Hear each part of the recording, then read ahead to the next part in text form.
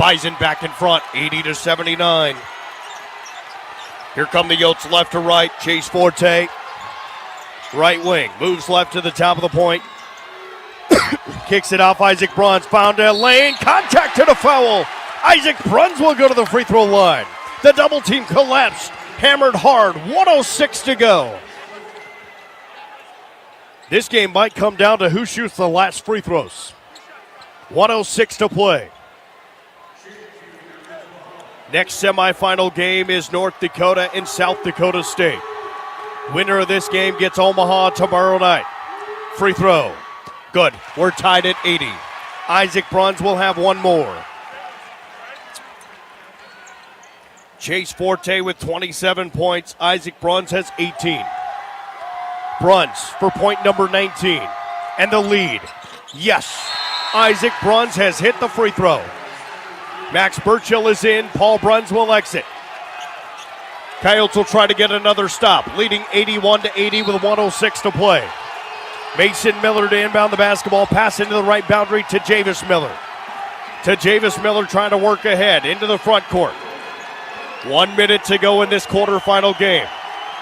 To Javis Miller, moves left, spin move, contact, shoots it up, no, and a foul on Caleb Stewart. So Caleb Stewart commits the foul, his fourth. And now free throws for to Javis Miller. 1 to tie, 2 for the lead. 54 seconds to go. 81-80. Here's Miller. First free throw. Front of the rim, bouncing around. No, he missed it.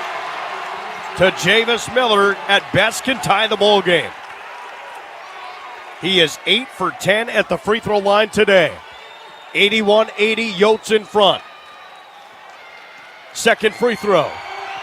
To Javis Miller. It is on the way. Good. We're tied at 81. Here come the Yotes. South Dakota trying to take a late lead, 50 seconds to go. Coyotes have not had much for leads today. All they need is a 1-point lead when the clock reaches 0. Here goes Forte. Tough take inside. Leans in. No, and a foul. Noah Feddersen, body contact. Foul. Chase Forte will go to the free throw line.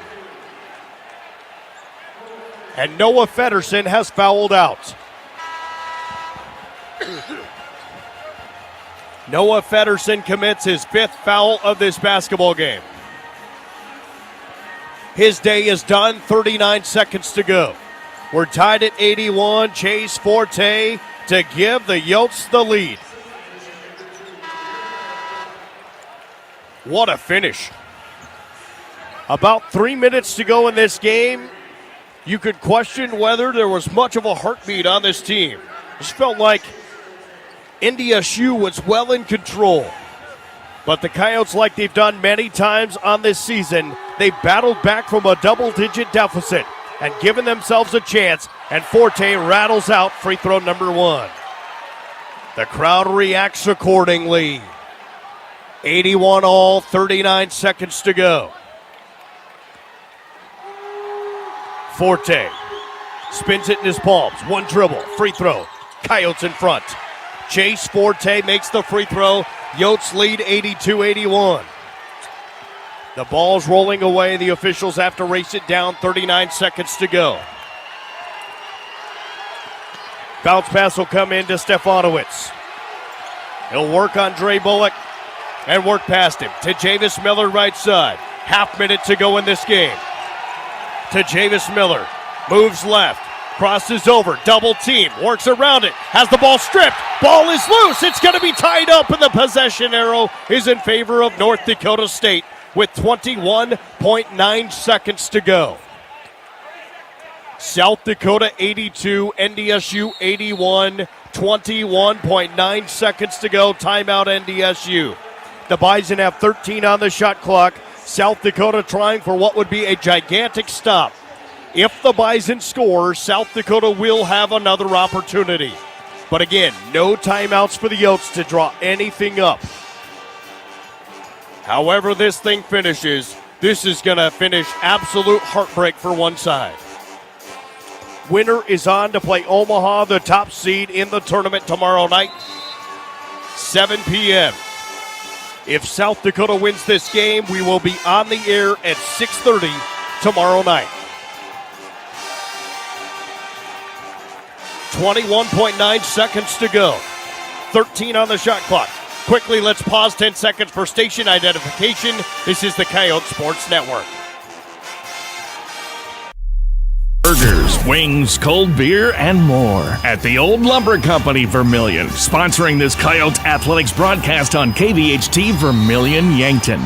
NDSU basketball, they're down one. Pass will come in to Javis Miller. He's double-teamed. Miller trying to back his way in. Turnaround shot, no. Rebound, South Dakota. Chase Forte has it. He'll get it to Paul Bruns. The Bison have to foul. They've not fouled. 10 seconds, 9 seconds, 10 seconds is where it's at. Foul, Paul Bruns. Paul Bruns will go to the free throw line. The foul was called on to Javis Miller. His spectacular night has come to a close with 10 seconds to go. South Dakota got the rebound. Chase Forte, he quickly got it to Paul Bruns. The senior who so many times has been in this position to try to make late-stage free throws will have a chance to try to help his team extend their season. Jeremiah Burke is into the game for the first time tonight. 10 seconds to go. Paul Bruns will go to the free throw line. 75% on the season.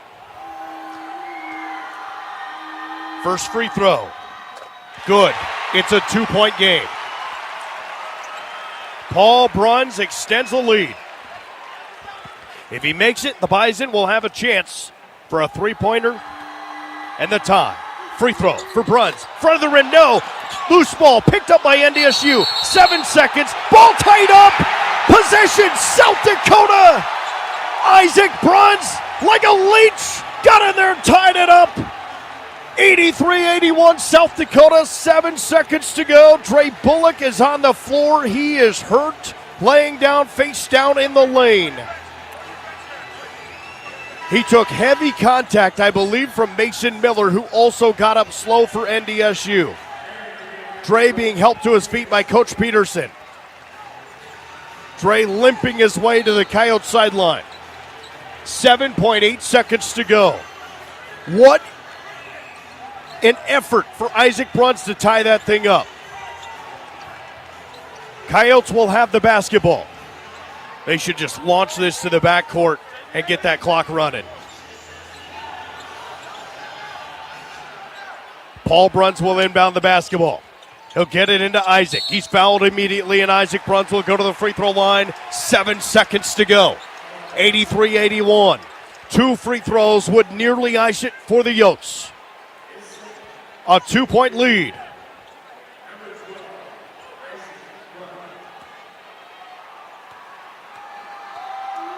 Isaac Bruns, first free throw. Coyotes lead by 3. Bruns makes the first. Second free throw coming up. This to give the Yotes a 2-possession lead with just 7 seconds remaining. The free throw, good. South Dakota by 2 possessions. What an effort for the Yotes. Down 11 in the second half. They battled back and lead by 4, 85-81. NDSU is going to have to move quickly. Pass into Stefanowicz. He'll sprint ahead, works left, works inside, stops, fires the contested 3. Got it! Are you kidding? With 1.2 seconds to go, it's a 1-point game. Andy Stefanowicz drills a 3. It's not over yet, but it's a 1-point lead for the Yotes with 1.2 seconds to go. They'll check the clock. What a shot for Stefanowicz. My goodness. Boy, that free throw was important for Isaac Bruns. Now, if the Bison could get a takeaway and a quick score, they could win this thing. Otherwise, they have to foul immediately. Coyotes trying to earn a trip to a date with Omaha tomorrow night. 1-point lead for South Dakota, 85-84.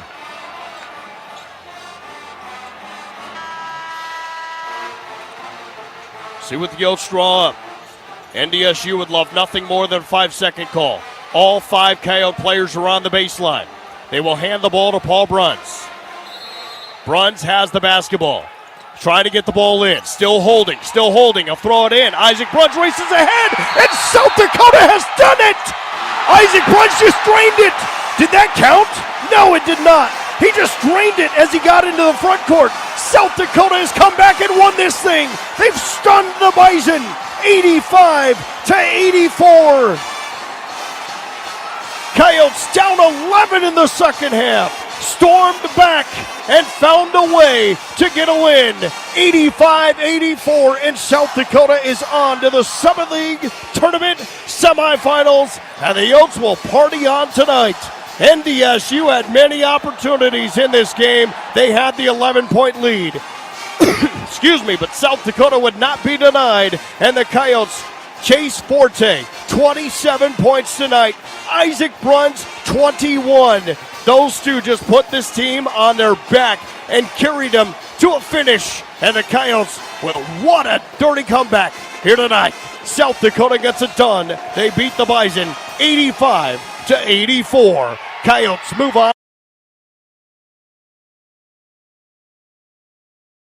Thomas will take on the winner of our next game. It'll be a late tip at approximately 9:30 tomorrow night. It will be South Dakota State or North Dakota taking on St. Thomas, as the Jackrabbits will try to earn their spot into the semifinals coming up in just a little bit. This is the Sanford Health pregame show. When we return, we'll fill you in again on where things sit in the men's tournament, but give you also a detailed look at the women's tournament. Tell you about the 2 regular season meetings between South Dakota State and North Dakota. Plus, we'll have an opportunity to talk to the head coach of the Jacks, Coach Henderson, and Sean Morris will join us, who works for the Big Ten Network and Midco. He's been a part of the television coverage of the tournament so far. In fact, he's on the call on TV of the game right now that just finished. He'll slide down the table, and he will join us in just a few moments. So it is South Dakota State and North Dakota coming up in the Summit League Tournament. Quarterfinal action on the men's side coming up, and we'll continue with the Sanford Health pregame show in just a moment. This is Jackrabbit Basketball from Learfield. Playing football takes grit. So does farming.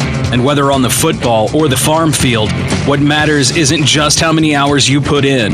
It's what you get accomplished. When the work gets tough and the days stretch on, you can count on Golden Harvest to deliver. Because Golden Harvest is rooted in genetics, agronomy, and service. Contact your local Golden Harvest seed advisor for more information. Running a small business can be challenging. You're juggling schedules, finances, and vendors, all while putting on a smile for your customers.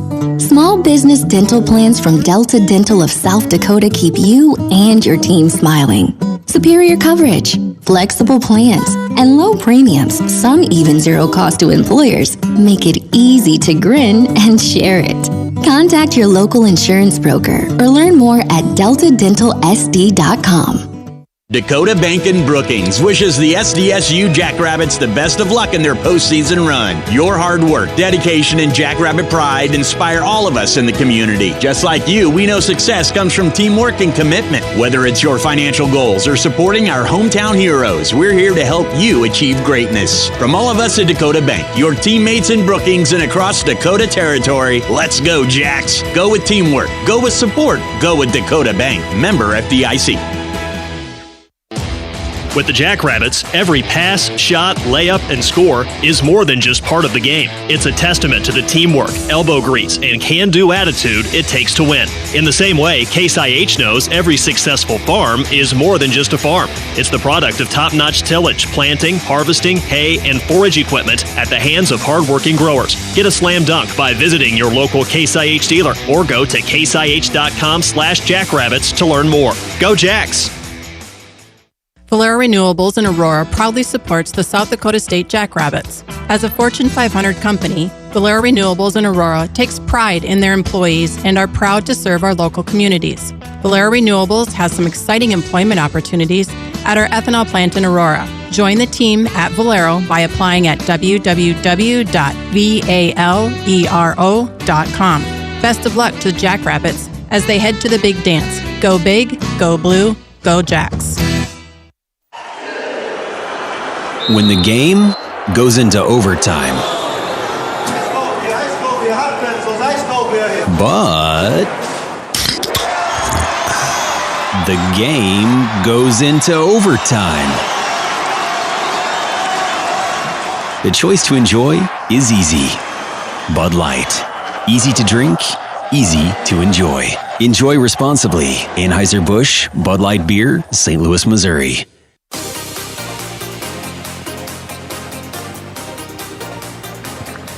Welcome back inside the Denny Sanford Premier Center in Sioux Falls, South Dakota, and the Summit League Men's Basketball Tournament. This is the quarterfinals. SDSU and the University of North Dakota about to meet. This is the fourth of the four quarterfinals. We gave you some of the story earlier, but again, let's fill out the bracket. The 8-9 game opened the tournament on Wednesday. The 8th seed Kansas City pounded the 9th seed Oral Roberts 73-56. And then today, word came out that Oral Roberts has let go its head coach Russell Springman after 2 seasons as the head man in Tulsa following up Paul Mills' tenure. Last night, the 1 and 2 seeds each took care of business. Omaha with a 70-61 win over Kansas City. The top seed Mavericks, the regular season league champ, really didn't have any issues in taking care of the 8th seeded Roos. And then number 2 St. Thomas, a dominant showing in an 80-62 win over the Pioneers of Denver. Then just a moment ago, South Dakota with an 85-84 win over North Dakota State. The Coyotes outscored the Bison 16-6 over the last 4 minutes to rally from a 9-point deficit. They were actually down 11 with 5.5 to play, but the Coyotes rallied and came away with the victory.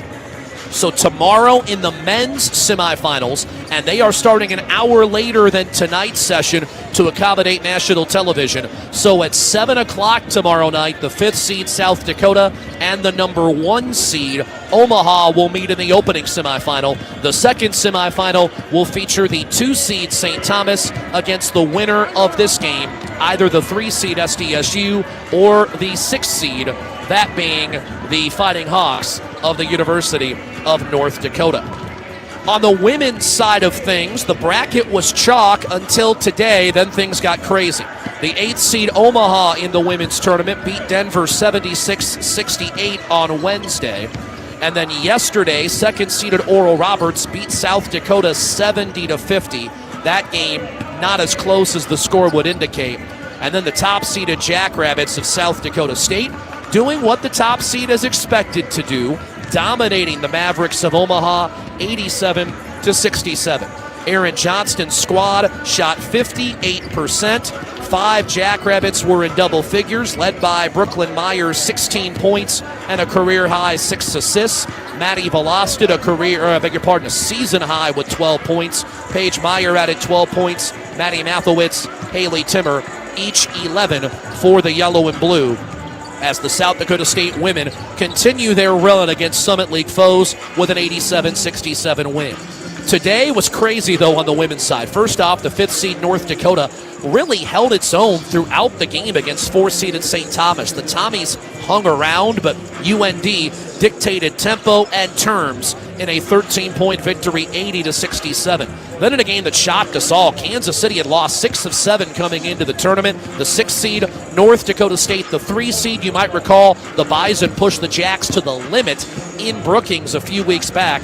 Kansas City was tremendous, built up a huge first-half lead, held off a little bit of a Bison second-half surge, and the 6th-seeded Roos upset the 3rd-seeded Bison 68-58. So tomorrow, the 2 semifinals in the afternoon are set. It'll be the top seed South Dakota State and the number 5 seed North Dakota. They will take the floor tomorrow at noon, and then at 2:30 tomorrow approximately, it'll be the 2nd seed Oral Roberts and the 6th seed Kansas City.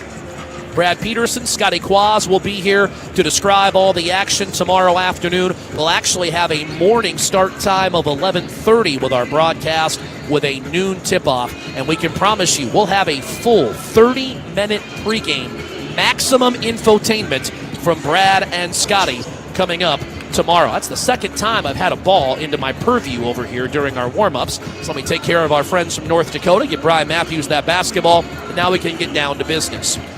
Today's scouting report on the University of North Dakota, presented by First Dakota National Bank. They have been serving the people of South Dakota with dependable banking solutions. They've been doing it for more than 150 years. First Dakota, it's where the locals go. UND, the number 6 seed, 11-20 on the year, 5-11 during the regular season in Summit League play. Paul Sather's squad is not great defensively. When I say not great, there are 355 qualifying teams in Division I men's basketball, and UND is in the bottom 25 nationally in points allowed, defensive field goal percentage, and defensive three-point percentage. What UND does very, very well is attack the glass. They don't have one man like an Oscar Clough that can just take things over at the rim. What they do have is a team that is hungry, that's scrappy, and they will attack the old boards. In fact, you could argue Mir Panome, who's the starting point guard, is the best offensive rebounder UND has. The Fighting Hawks collect 13.5 offensive rebounds per game, which ranks 18th in Division I. The Fighting Hawks are a versatile offensive team with a number of weapons. Trayson Eaglestaff, a 6'6 junior out of Bismarck, North Dakota, averages 18 points per game. He put up 40 against Alabama when the two teams met in Grand Forks back in December.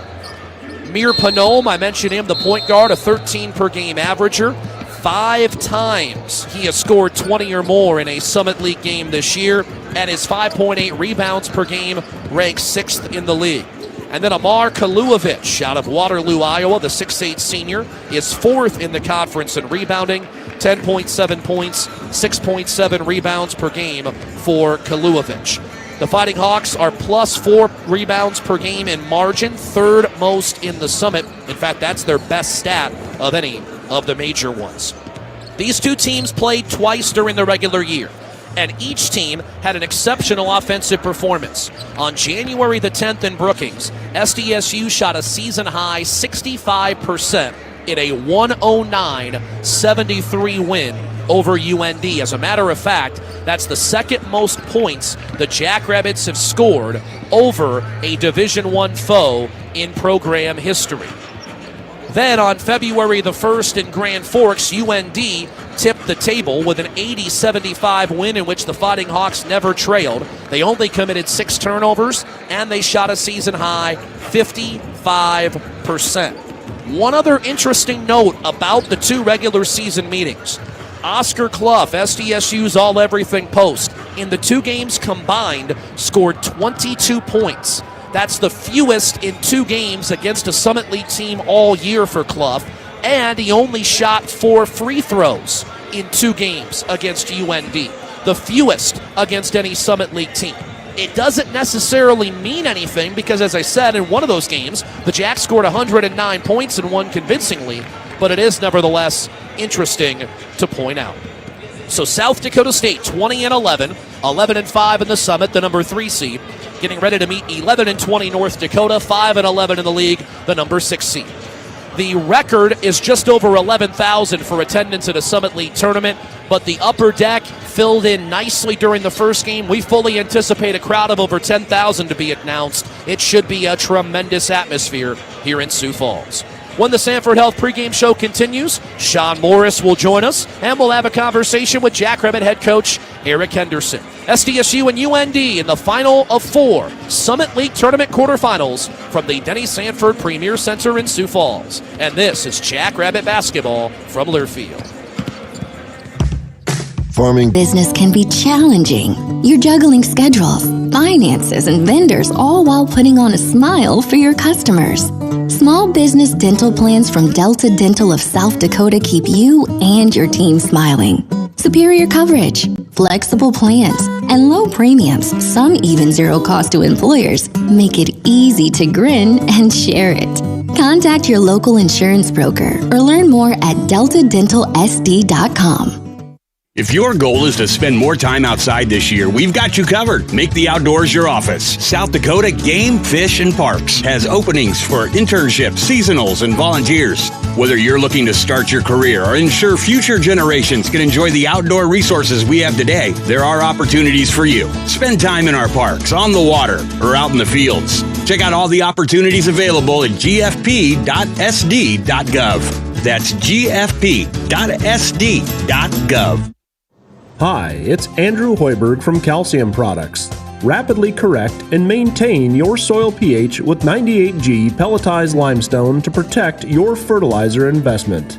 Applying 98G at 200 pounds per acre provides a 9.4 bushel increase on corn and a 3.1 bushel increase on soybeans. Ask your agronomist about applying 98G pelletized limestone this fall and learn more at calciumproducts.com. Family owned since 1975, WW Tire has built its business through exceptional customer service. From 8 locations across South Dakota and a large servicing area in the surrounding states, WW Tire provides you with high-quality tires, and their technicians can assist with any automotive servicing need. WW Tire also offers a wide selection of truck and ag tires and have several service trucks in the area to help service all of your agriculture and trucking needs. WW Tire is a proud sponsor of Jackrabbit Athletics, always delivering fast and friendly service. At First Premier Bank and Premier Bank Card, we believe the greatest investment we can make is in our customers and communities. Thanks to our industry-leading service, products, and tools, we're helping our customers reach their financial goals and achieve success. Through the generosity of our employees and leadership, we're able to support nearly 700 South Dakota organizations and nonprofits with our time, money, and resources. At Premier, we're always seeking ways to make an impact for good by investing in what matters most to you. It's the Premier way. Back inside the Denny Sanford Premier Center in Sioux Falls, the Summit League men's basketball tournament, the last of the 4 quarterfinals is just a few moments away as South Dakota State, the number 3 seed in the tournament, takes on the 6th seed, the Fighting Hawks of the University of North Dakota. As our Sanford Health pregame show continues, I'm Tyler Merriam with the head coach of the Jackrabbits, Eric Henderson, and I know how you feel. This is the most wonderful time of year, isn't it? We say that about twice a year, and it might even be sweeter this time, to be honest. It just, I just get goosebumps and thinking about, the support that we get, the environment that we get to play in, and just how fortunate we are here at South Dakota State. There were 2 individuals who were honored when the Summit League announced the all-league teams and all the different awards that get handed out earlier this week. Coaches, members of the media, and whatnot get to vote on these. And it's no surprise that on about every list possible, Oscar Clough's name appears. What has stood out to you about the way he's handled everything during the past year at South Dakota State?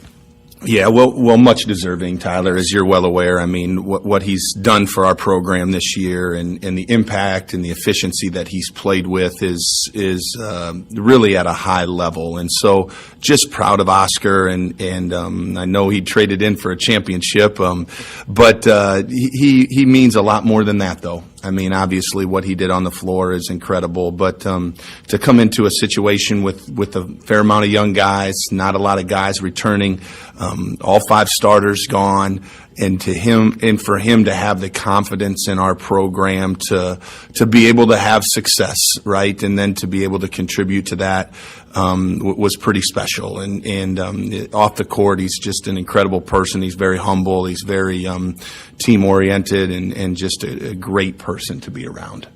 You obviously appreciate basketball talent, but I think maybe even more so than that, you appreciate competitiveness, toughness. Those are certainly the top 2 words that come to my mind when we discuss the other all-league honoree from South Dakota State, that being Kalen Gary. Boy, he helps us play with an edge. I know that. Obviously, being from DeSchmidt and somewhat of a hometown grown boy is pretty special for him to be honored like that. And I think just what he did on both sides of the ball. I mean, especially when league play started, his scoring and the input that he had on that side of the ball was improved. And then defensively, holy cow, he certainly helped us play with an edge and that toughness and that you're talking about. He brings it all together. He's an incredibly competitive young man that, boy, we're sure glad he's a Jackrabbit. Might be some fans who didn't truly understand the value of Owen Larson, especially just how he handled the offense. And for a freshman, that's a heck of a statement. And so you played 2 games without him last week. You've had this week to practice. So still trying to figure out exactly how you want to do this for 40 minutes without your point guard available. You feeling better about it than you were a week ago? Well, better, yes, but I certainly understood, Tyler, what it was going to be. You did, yes, but I think some, just kind of took for granted some of the effort that he put in. You're right, and just he played 32 minutes a game, and to have the ball in his hands as much as he did as a true freshman. As a true freshman, yeah, it's just incredible. And but we had to move on, right? We had to move forward, I should say, and we're still working on that. Obviously, we continue to in practice try to get our flow going and make sure we're celebrating ball movement and celebrating the way we want to play. But it's a work in progress, and I know this. We're certainly excited to put it on display tonight. The opposition tonight, the University of North Dakota. If I asked you, and I will, to give the thoughts on what the personality is of Paul Sather's team, if you had to characterize them from the outside looking in, what would you say? I would say just offensively threatening. Okay. They really play with a great amount of freedom. They really get downhill. They rebound it at a high level. But their ability to just kind of play free on the offensive end is pretty hard to guard. They got good spacing. They got multiple guys that can shoot, and then they really. What Paul's teams have always done is crash the glass at a high level. And so we've got to make them miss first shots. But then maybe even more importantly, we've got to rebound. And so we'll have our hands full. We know that. You mentioned the rebounding. They're one of the top 20 teams in the country in offensive rebounds per game. It's not just one guy doing it. And their point guard is probably their best offensive rebounder, And so that's what makes it challenging is they send everyone, right? And they really put pressure on you in that way. And a lot of times those guards are just focused on going to get the ball, right? Or helping block out a big man. Now they got to block out their own guy. And that gets to be a big challenge. In the first meeting in Brookings, you had a season high as far as efficiency from a field goal percentage standpoint. In the second game, it was a little tougher offensively on the road. So what do you do on that side, execution-wise, tonight? Well, they rocked us in the paint pretty good there at their place. On both sides of the ball, they got downhill, and then we made it tough for us to get it inside. And so we've got to stay stubborn, make sure we're getting paint touches. Doesn't mean we always have to shoot it when we get down there because the other team's got to choice too, right? So we've got to make sure we get that ball downhill, make sure we get that ball into the post, and then we can play inside out type stuff is really what we're looking for tonight. Last thing I want to bring up, this is quote unquote a neutral site, but we all know that the great majority of the fans here tonight are wearing yellow and blue, and that is something that I know you and the squad relishes in.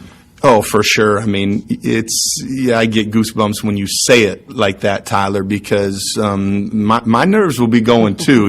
Once that ball gets tipped, they can kind of go away. But the crowd, the energy, just the spirit around the Summit League tournament here in Sioux Falls is just special. And when we talk about student athlete experience, right, for all the teams in the Summit League, it doesn't get any better than this right here in Sioux Falls. All right, have fun tonight, Coach. Good luck, and we'll talk afterwards. You're a good man, buddy. Appreciate you. He's Eric Henderson, head coach of the Yellow and Blue. Starting lineups, and we'll tip things off in the Summit League quarterfinals from the Denny Sanford Premier Center in Sioux Falls in just a moment. This is Jackrabbit Basketball from Learfield.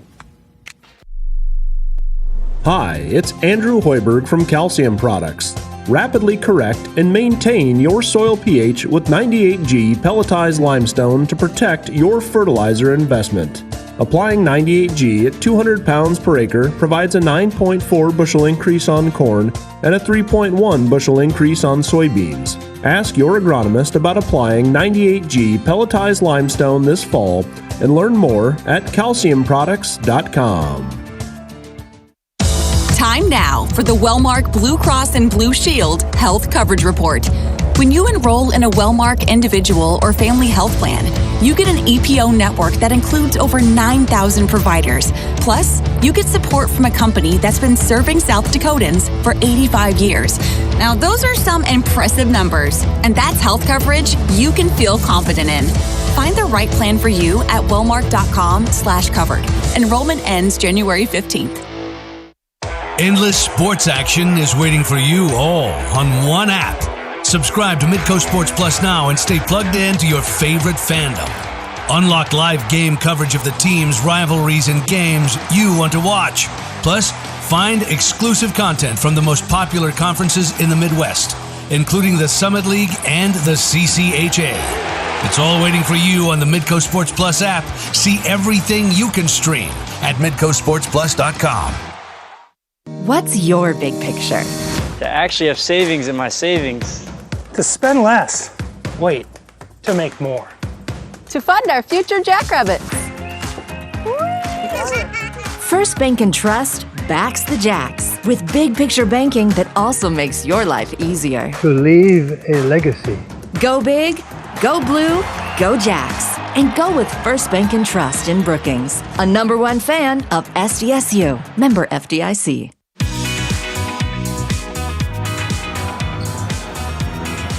Welcome back inside the Denny Sanford Premier Center in Sioux Falls. The men's basketball Summit League quarterfinals, the last of the four, about to commence as South Dakota State, the 3 seed, takes on the 6 seed, the Fighting Hawks of North Dakota. Starting lineups presented by First Premier Bank and Premier Bank Card. For all of your financial needs, choose a company that is both locally grown and nationally known.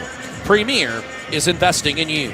For Paul Sather in year number 6, the University of North Dakota head coach, the most famous Princeton, Minnesota native since WWE champion Bob Backlund.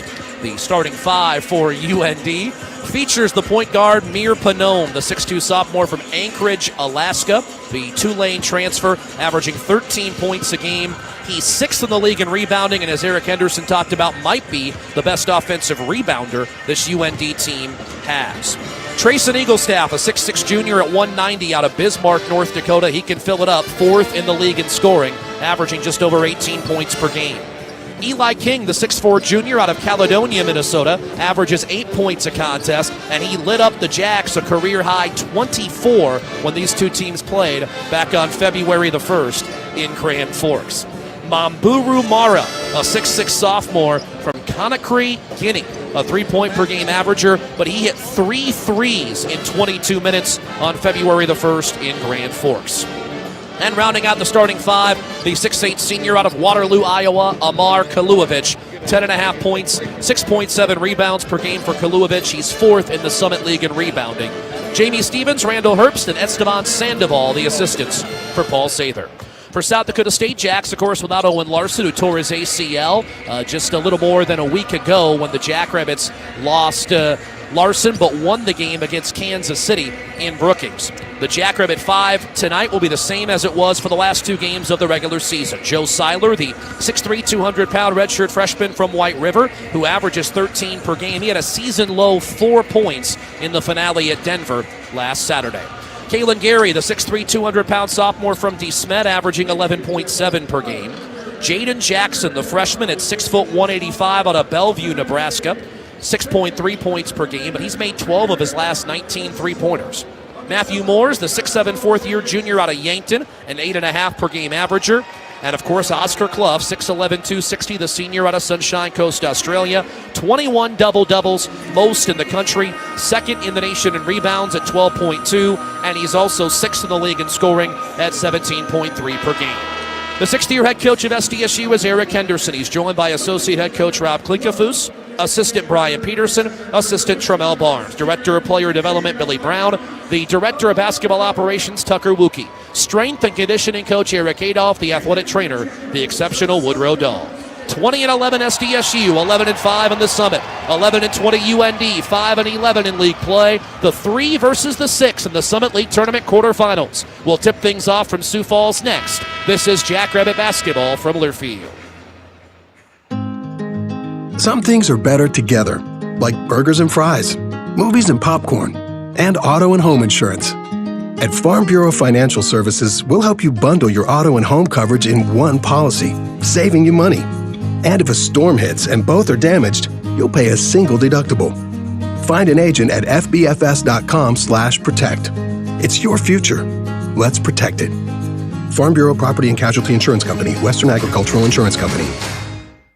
Valero Renewables in Aurora proudly supports the South Dakota State Jackrabbits. As a Fortune 500 company, Valero Renewables in Aurora takes pride in their employees and are proud to serve our local communities. Valero Renewables has some exciting employment opportunities at our ethanol plant in Aurora. Join the team at Valero by applying at www.valero.com.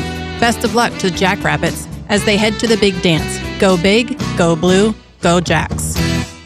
If your goal is to spend more time outside this year, we've got you covered. Make the outdoors your office. South Dakota Game, Fish, and Parks has openings for internships, seasonals, and volunteers. Whether you're looking to start your career or ensure future generations can enjoy the outdoor resources we have today, there are opportunities for you. Spend time in our parks, on the water, or out in the fields. Check out all the opportunities available at gfp.sd.gov. That's gfp.sd.gov. Today's agriculture demands expertise, and no lender delivers more ag expertise than Farm Credit Services of America. More than simply having the financial products and services you need to do business, we have the knowledge and commitment to help grow your business. From financing the next season to growing the next generation, we work to achieve your goals. We're Farm Credit Services of America. Call 800-884-FARM. Agriculture works here. Hey Jack fans, this is Audrey and Isaac, directors of treat giving at the Canine Country Club. Our family runs the best dog boarding business in South Dakota. At Canine Country Club, your dogs play, learn, and make plenty of new friends. Our boarding services are currently offered in Brookings and Aberdeen. For more information, visit our social media at Canine Country Club SD or check out our website at caninecountryclubsd.com. Go big, go blue, go Jacks! Hi, this is Brooklyn Meyer from the SDSU women's basketball team. Grand Falls Casino and Golf Resort, located just minutes east of Sioux Falls and my hometown of Larchmont, Iowa, is the place I go to play, dine, and unwind. I can take in a round of golf on the championship course, enjoy the luxurious and spacious rooms, or relax by taking in a spa day. Grand Falls, it's the place I go to play, dine, and unwind. Learn more at grandfallscasinoresort.com. On the Jackrabbit Sports Network from Learfield, Jackrabbit Men's Basketball is brought to you by Bud Light, easy to drink, easy to enjoy, and by a successful season demands a powerhouse team with a can-do attitude. Case IH makes every shot count with tractors, combines, hay tools, and more. Visit caseih.com/jackrabbits. This is Jackrabbit Men's Basketball. South Dakota State has won 7 Summit League Tournament championships, including 2 of the last 3. And the Jackrabbits' efforts to win an 8th begin tonight in Sioux Falls, as the defending champions are the number 3 seed, and they take the floor inside of a jam-packed Denny Sanford Premier Center in Sioux Falls against the 6th-seeded Fighting Hawks of the University of North Dakota. Hi friends, Tyler Merriam alongside Sean Morris. Great to have you with us tonight. Great to welcome in Mr. Morris as well. Sean, I know you've been watching this tournament. You've been watching Summit League basketball all season long, and we've talked about this Jackrabbit team. Effort's been a big word, but there's been a couple of games where that effort maybe has lacked. Back ends of 2-game road trips. One of those was last Saturday at Denver. The other was the loss at North Dakota in early February. And there is an interesting note about both of those games that doesn't favor SDSU. And that is taking care of the basketball. On the year, the Jackrabbits, they've dominated the glass, +9. That's the good news. Turnover margin has not gone their way, -3 in that particular category. It hurt them last time out in the regular season finale at Denver, to your point, Tyler. 17 turnovers resulting in 28 Pioneer points. And when these two teams met up in Grand Forks, especially in the first half, it was the inability of SDSU to take care of the basketball, which allowed UND to get a little bit of confidence. Eli King was able to get going offensively, but if you are SDSU, you want to take care of the basketball, because if you don't take care of the basketball, you can't get the ball inside the clough with your comparative advantage rise. And let us not forget, Owen Larson has been the point guard for this team all season long. The freshman playing 30 minutes per game. Losing him, this is just the third game without him. Jacks are still trying to figure out the best way to handle that loss. Yeah, and I don't think anyone has to step in and be the guy in that regard. You know, Jaden Jackson has gotten a little bit force-fed some minutes here. He's been known a little bit more as a three-point shooter. You mentioned the fact he's been really good from behind the arc lately, 12 of his last 19. But they just need to have guys kind of play within themselves and make sure that they make the extra pass, not the spectacular pass, but the proper pass. And I would expect North Dakota to maybe come out here a little bit aggressively defensively. That might allow then some backdoor cuts to use that intensity against the Fighting Hawks. Fighting Hawks in the traveling black uniforms. North Dakota in green above the numerals on the front, player numbers on the back. South Dakota State, the home whites and blue numerals and lettering. Oscar Clough and Mamburu Mara in the center circle. Jackrabbits win the tap. They'll score to our right in the first half, but the clock did not start. And so we take a breath, and then we'll get rolling here. Tremendous crowd on hand, and you have to figure that favors South Dakota State. It certainly does, and Tyler, it's a little bit earlier for you to get the feeling, as my wife does all the time, being with me makes time indeed stand still. The Bill Walton of the Prairie, Sean Morris. I'm Tyler Merriam, Brad Peterson, our statistician. It's great to have you with us. Now the clock says 11:58, so we'll get this sorted out. Pretty sure there's 20 minutes and a half. There you go. There we go. Now we got 19:58. They had to buzz the horn to make sure they had this all sorted out. Alfred Smith, Todd Von Sossen, Brian Anslinger are three officials. Hey, if it's worth waiting for, yeah, you can wait a few more seconds. All right, Matthew Moore's the inbound to Joe Seiler, the redshirt freshman from White River, off to Jaden Jackson. Jackson will run the high weave to open here. Kalen Gary, the loop to Oscar Clough under the bucket, who loses the handle and is tapped away from behind, and a steal for UND as Eagle Staff able to get his hands on it. There's that turnover bug for South Dakota State. Nice job by Eagle Staff of coming over with that pass was en route to help out Kaluovic. First UND possession. Kaluovic out top, it's Eagle Staff. A step back three, good for the junior out of Bismarck, who averages the fourth most points in the league, 18.3 a game. 3-0 North Dakota. We are 40 seconds in. Seiler across the timeline with a fresh haircut and a right-hand hip-high dribble. Dribbles past Eli King to the free throw line, then King blocked the shot from the side. Eagle Staff the rebound. So 2 empty possessions to start for the third-seeded Jackrabbits. Eagle Staff up top, a step-back three over Seiler, right rim board, no good. And Moores clears the defensive rebound for South Dakota State. Nice block out there by Jackson. 1 minute into the Summit League Tournament quarterfinals. Moore's the lob to Clough, who catches and lays it up and in off the right block. Man, is his footwork good under there. And also keeping the ball high. Tyler, that pass was above his shoulders. He didn't drop it down to allow that help side to come in. So it's 3-2 North Dakota, 18-40 in the first. Clough at 17.3 points per game, 6th in the league. Eagle Staff inside of the arc. Pass out top to King. Right of the circle, Kaluovic. He'll fake a handoff, try to dribble inside. Bumped into Moores and Clough and went to the deck as Moores whistled for the foul, the first on the fourth-year junior out of Yankton. 18:32 in our opening half. Summit League Tournament quarterfinals from the Denny Sanford Premier Center in Sioux Falls. 6th-seeded North Dakota, an early 3-2 edge over the third-seed South Dakota State. The inbound to Eli King. His right corner triple no good, and Jaden Jackson tiptoes the near sideline as he's able to corral the rebound. In transition, step back three. Jackson wide left off the rim, no good. Eli King, the defensive board for the University of North Dakota. Jackson fighting his feet on that three, fading back. King jump pass to the right corner of the floor to Mir Panoam.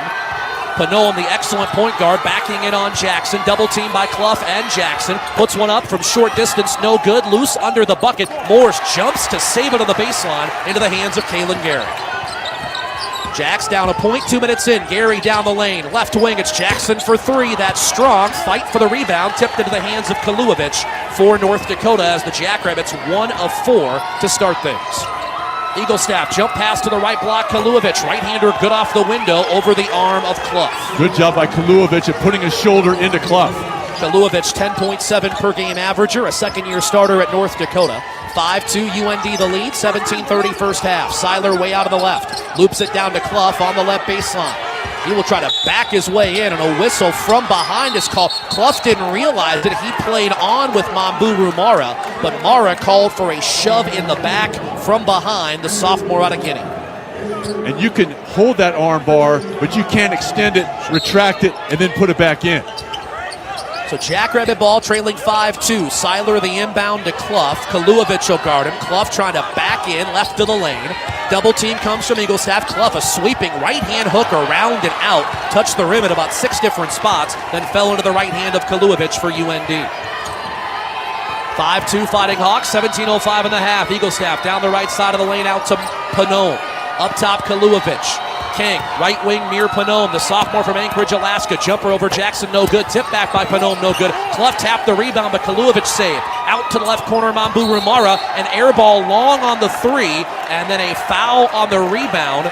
And let's see, it's going to go on Mir Panone of UND, I believe. But what you saw, North Dakota, not a great shooting team, 32% from behind the arc, 43%. But the one thing they do is they attack the offensive window. It was on full display there.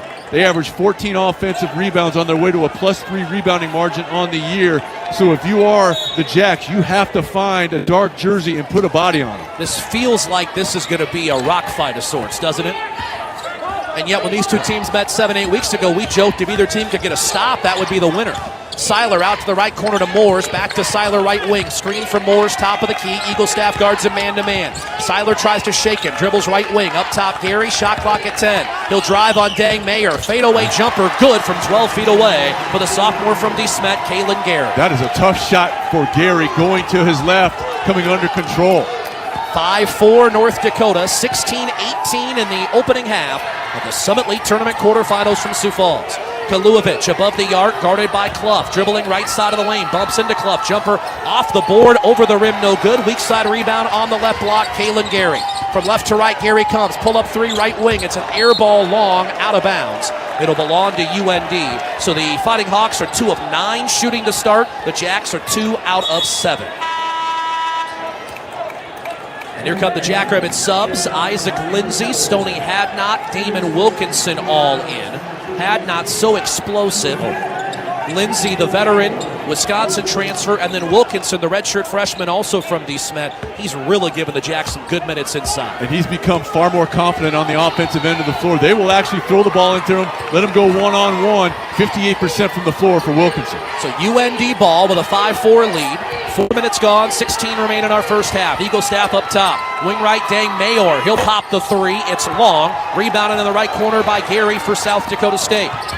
Gary into the front court, picked up by Eagle Staff on the wing. Wraps around a bounce pass to Wilkinson. Left to the lane, 2 dribbles. Back out to Gary, left wing for 3. It's long. King the rebound for UND. Jacks are 0 of 4 from deep to start things. 5-4 Fighting Hawks, 15:25 in the first. Eli King will swing it left side. Mir Panone, who averages 13 a game, couldn't drive on Lindsey. He'll try again, spin past him, then dish inside off the fingertips of Mayor, out of bounds. It'll belong to South Dakota State after a timeout. 15-14 first half, and what feels like the feeling out in the opening rounds of a heavyweight fight. It's North Dakota 5 and South Dakota State 4. It's the Summit League Tournament quarterfinals, and this is Jackrabbit basketball from Learfield. When the game goes into overtime, but the game goes into overtime. The choice to enjoy is easy. Bud Light. Easy to drink, easy to enjoy. Enjoy responsibly. Anheuser-Busch, Bud Light Beer, St. Louis, Missouri. Dakota Bank in Brookings wishes the SDSU Jackrabbits the best of luck in their postseason run. Your hard work, dedication, and Jackrabbit pride inspire all of us in the community. Just like you, we know success comes from teamwork and commitment. Whether it's your financial goals or supporting our hometown heroes, we're here to help you achieve greatness. From all of us at Dakota Bank, your teammates in Brookings and across Dakota territory, let's go, Jacks. Go with teamwork. Go with support. Go with Dakota Bank. Member FDIC.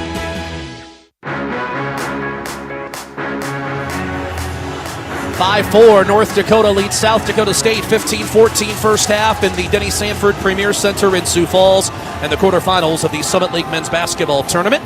Today's game brought to you by Sanford Orthopedics and Sports Medicine. Make an appointment with Sanford Health, the official sports medicine provider for Jackrabbit Athletics. And you can follow along with tonight's broadcast via the Grand Falls Casino and Golf Resort Courtside Cam. You can check it out on Facebook or YouTube. The Jackrabbit Sports Network Courtside Cam presented by the Grand Falls Casino and Golf Resort. And might I say, if they were to check in with that camera, you look resplendent, Tyler. I look resplendent? Yes.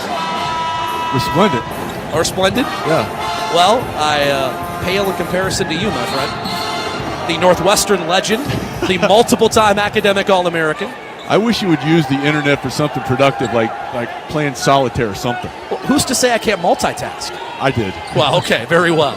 Early on, both teams struggling from the field. How much of that's the opposing defense? I think the fact that they've been able to really collapse on Clough when he was in the ball game, and a couple of the threes were settles for the Jackrabbits. SDSU with the possession. Gary down the right side of the lane. Right-hander around and in over Eaglestaff. A tough finish for Gary, who has 4 early. And you could tell coming out of that timeout, the point of emphasis for SDSU, hey, look, let's get to the rim.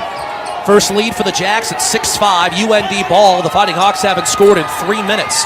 Mayor left to the key. It's Eli King. A head fake on Seiler. Down the lane. Back out to Mayor. He'll drive across the lane. Falling down. Kicks to Eaglestaff left wing, who swishes a 3. 2 triples for Eaglestaff, who made 76 during the regular year. It's 8-6 North Dakota. Lindsey, fake of a 3. He'll drive baseline left. Put it up off glass. No good. But Wilkinson the catch and put back for 2 to tie it. And even though he didn't score, that dribble drive by Lindsey put the Fighting Hawks in a scramble situation, which allowed Wilkinson to clean it up. First tie of the night. We're even at 8, 14-17 first half. King, what a pass inside to Eaglestaff. Reverse layup is good for 2. Eaglestaff has 8 of North Dakota's 10. It's a 2-point Fighting Hawk lead. Hadnot dribbling inside the arc. Eaglestaff picks him up. He'll back him in to the right angle in the lane. Puts one up high off the back of the iron. No good. And the ball is out of bounds. It'll stay with South Dakota State. So Seiler out. Actually, it'll be North Dakota ball, excuse me. Todd Von Sassen pointed, but it's easy to lose him and all the bodies.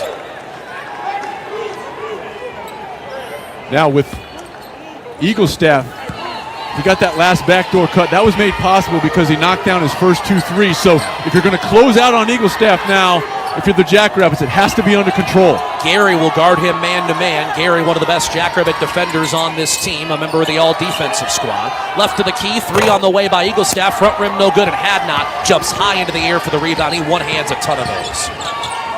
High right, it's Gary, dribbling to the angle, pulls it out up top, crosses over Eaglestaff, down the right side of the lane, left-hand layup from the right block is good. That is 6 early for Gary. And how about the seal there by Wilkinson, completely taking out the weak side rotation for the Fighting Hawks. The high school teammates tag team on that. Our second tie, we're even at 10.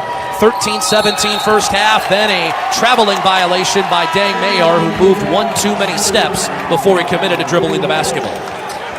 Boy, nice job by Wilkinson of being productive in his minutes, getting Clough some rest. He had the stick back, nice seal there. Also had a good help and recover defensively. Well done by Wilkinson. Oscar Clough returns to the game. So does Matthew Moores, Isaac Lindsey, Stoney Hadnot, Jaden Jackson, the 5 on the floor. Jackson wears that white sleeve on his left leg, bare right leg. Into the front court, Moores back to Jackson, who directs traffic with his right hand, cradles the ball in his left. Screen from Clough. Jackson will use it down the center of the lane. Out to Moores, right of the key.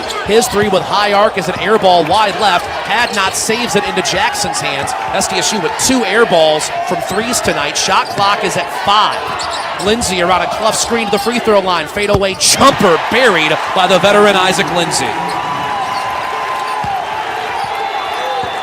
Moores had given up on the possession after the air ball, but had not sprinted along the baseline to keep the possession.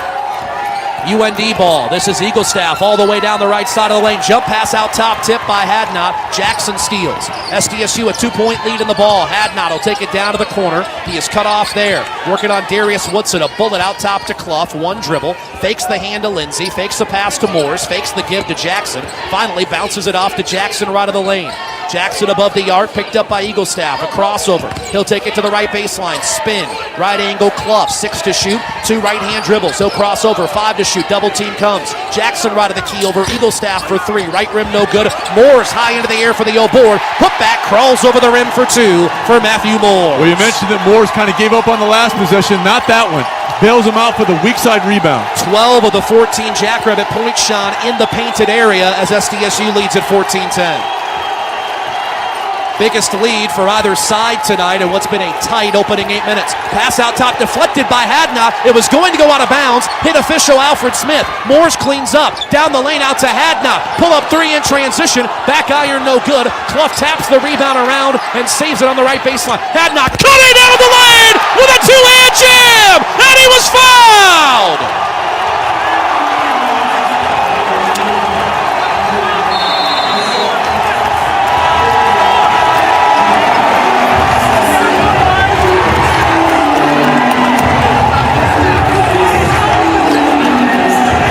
Guess effort gets rewarded. Woo! I mean, you want to talk about a jackrabbit with some hops. Hadnot off 2 feet off the scramble situation, a nice find, and that is a big momentum lift. Now, I do think SDSU caught a little bit of a break because I think on the trailing 3, it looked like Hadnot might have shuffled his feet. They keep playing, and man, Hadnot, outstanding. 11:25 opening half. Summit League Tournament quarterfinals on the Dakota Bank scoreboard. South Dakota State 16, North Dakota 10, and this is Jackrabbit basketball from Learfield. Some things are better together, like burgers and fries, movies and popcorn, and auto and home insurance. At Farm Bureau Financial Services, we'll help you bundle your auto and home coverage in one policy, saving you money. And if a storm hits and both are damaged, you'll pay a single deductible. Find an agent at fbfs.com/protect. It's your future. Let's protect it. Farm Bureau Property and Casualty Insurance Company, Western Agricultural Insurance Company. Family owned since 1975, WW Tire has built its business through exceptional customer service. From 8 locations across South Dakota and a large servicing area in the surrounding states, WW Tire provides you with high-quality tires, and their technicians can assist with any automotive servicing need. WW Tire also offers a wide selection of truck and ag tires and have several service trucks in the area to help service all of your agriculture and trucking needs. WW Tire is a proud sponsor of Jackrabbit Athletics, always delivering fast and friendly service.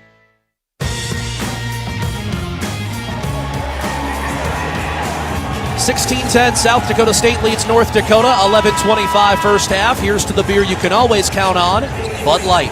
And First Interstate Bank is built for you. Let's pause 10 seconds to allow for station identification. This is South Dakota State basketball.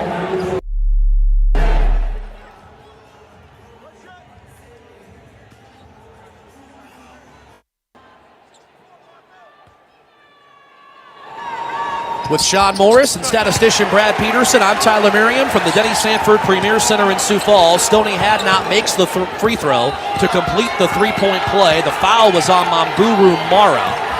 That is his second.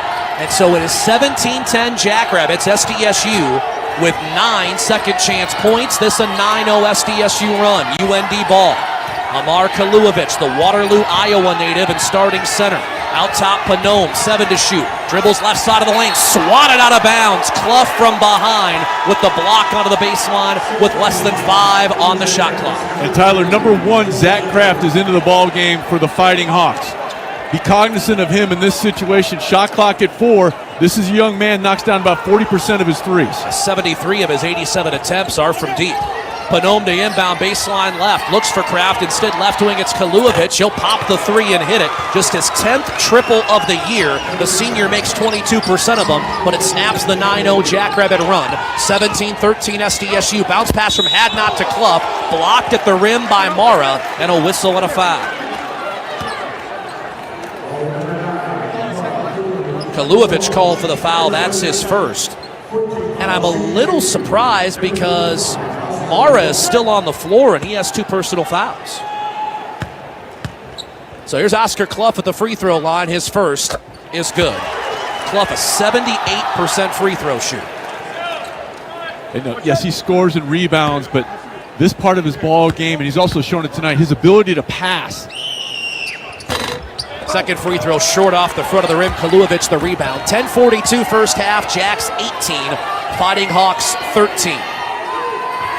Panome with the basketball way out up top. Here's Kraft left of the key. Seiler guards him man-to-man. Out top, Mayor, the Utah native and senior out of Salt Lake. Wing left, it's Mara. He'll go baseline, laid up off glass. Moore's got his hand on it off the board. Clough the rebound for SDSU. Here comes Seiler from left to right. Screen from Moores. Out to Clough, one dribble. Couldn't hand it to Jackson. Wants to dish it back to Seiler and does. Just ahead of the logo at midcourt. Seiler inside the arc to the block. His layup was no good because his arm was hit. The foul will be whistled on Zach Kraft, the first on the redshirt freshman out of Grand Forks. And a nice job by SDSU. The three-point line has not been kind.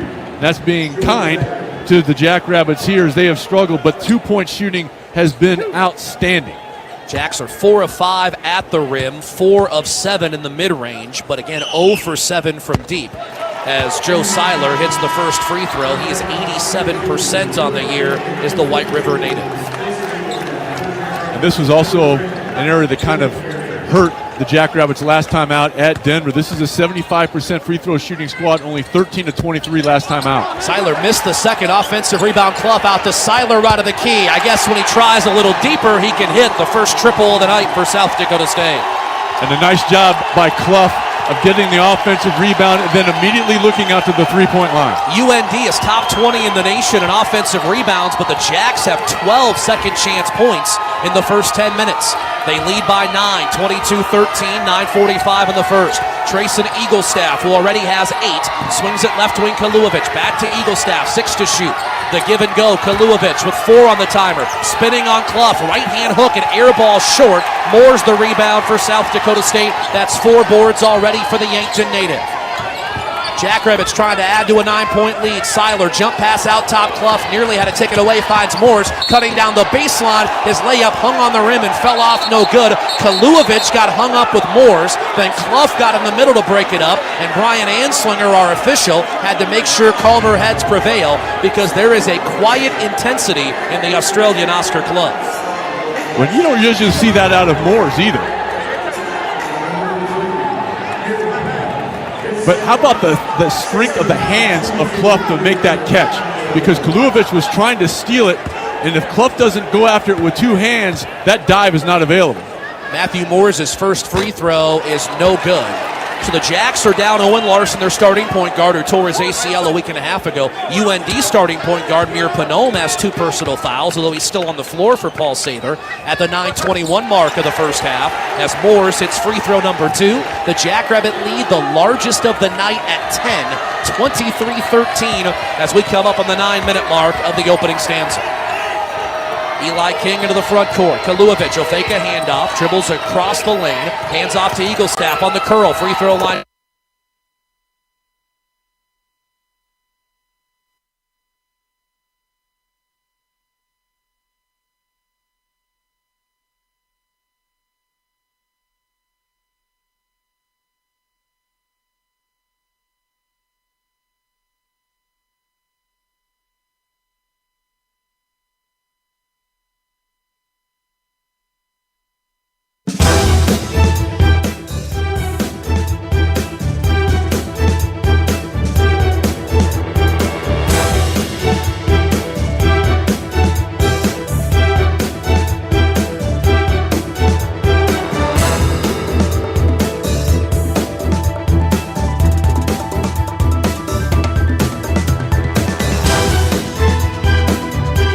Jackrabbits a 25-15 lead on North Dakota. 8:10 to play in the first half. Seiler on the drive, had it deflected. Saved by Gary. Up top, Clough. Right of the key, Seiler. No-look jump pass. Left corner, Matthew Moores. His 3 long. Rebound UND. Jacks are 1 of 9 from deep. UND ball, 25-15 Jacks, under 8 to play in the half. In the lane, it's Mayor, nearly had it taken away by Clough. Bounces it out to Kaluovic. High right Eli King, deep three, straight on, around and out. Rebound Gary. UND is 3 of 10 from long range. And right now, if you are SDSU, you need a post touch or something going toward the rim. That is where you've been making your bread and butter. Seiler right of the key, pops a three, around and out, no good. Clough had the rebound in his hands, deflected off of him by Eaglestaff, out of bounds. It will be UND ball when we return. 7:31 first half, South Dakota State 25 and North Dakota 15. And this is Jackrabbit basketball from Learfield. Good morning, Grandma, Grandpa, Heather. Homes are great for bringing families together. Cousin Billy. They can also be a great source of equity. Uncle Sid. Equity you could use for a home improvement project. And Fran, you still in there? 5 minutes. Time to add a second bathroom. For whatever you need in life, a home equity line of credit from First Interstate Bank can help bring it all home. Learn more at firstinterstate.com/HELOC. First Interstate, built for you. Member FDIC, Equal Housing Lender. Hi, this is Brooklyn Meyer from the SDSU women's basketball team. Grand Falls Casino and Golf Resort, located just minutes east of Sioux Falls and my hometown of Larchmont, Iowa, is the place I go to play, dine, and unwind. I can take in a round of golf on the championship course, enjoy the luxurious and spacious rooms, or relax by taking in a spa day. Grand Falls, it's the place I go to play, dine, and unwind. Learn more at grandfallscasinoresort.com.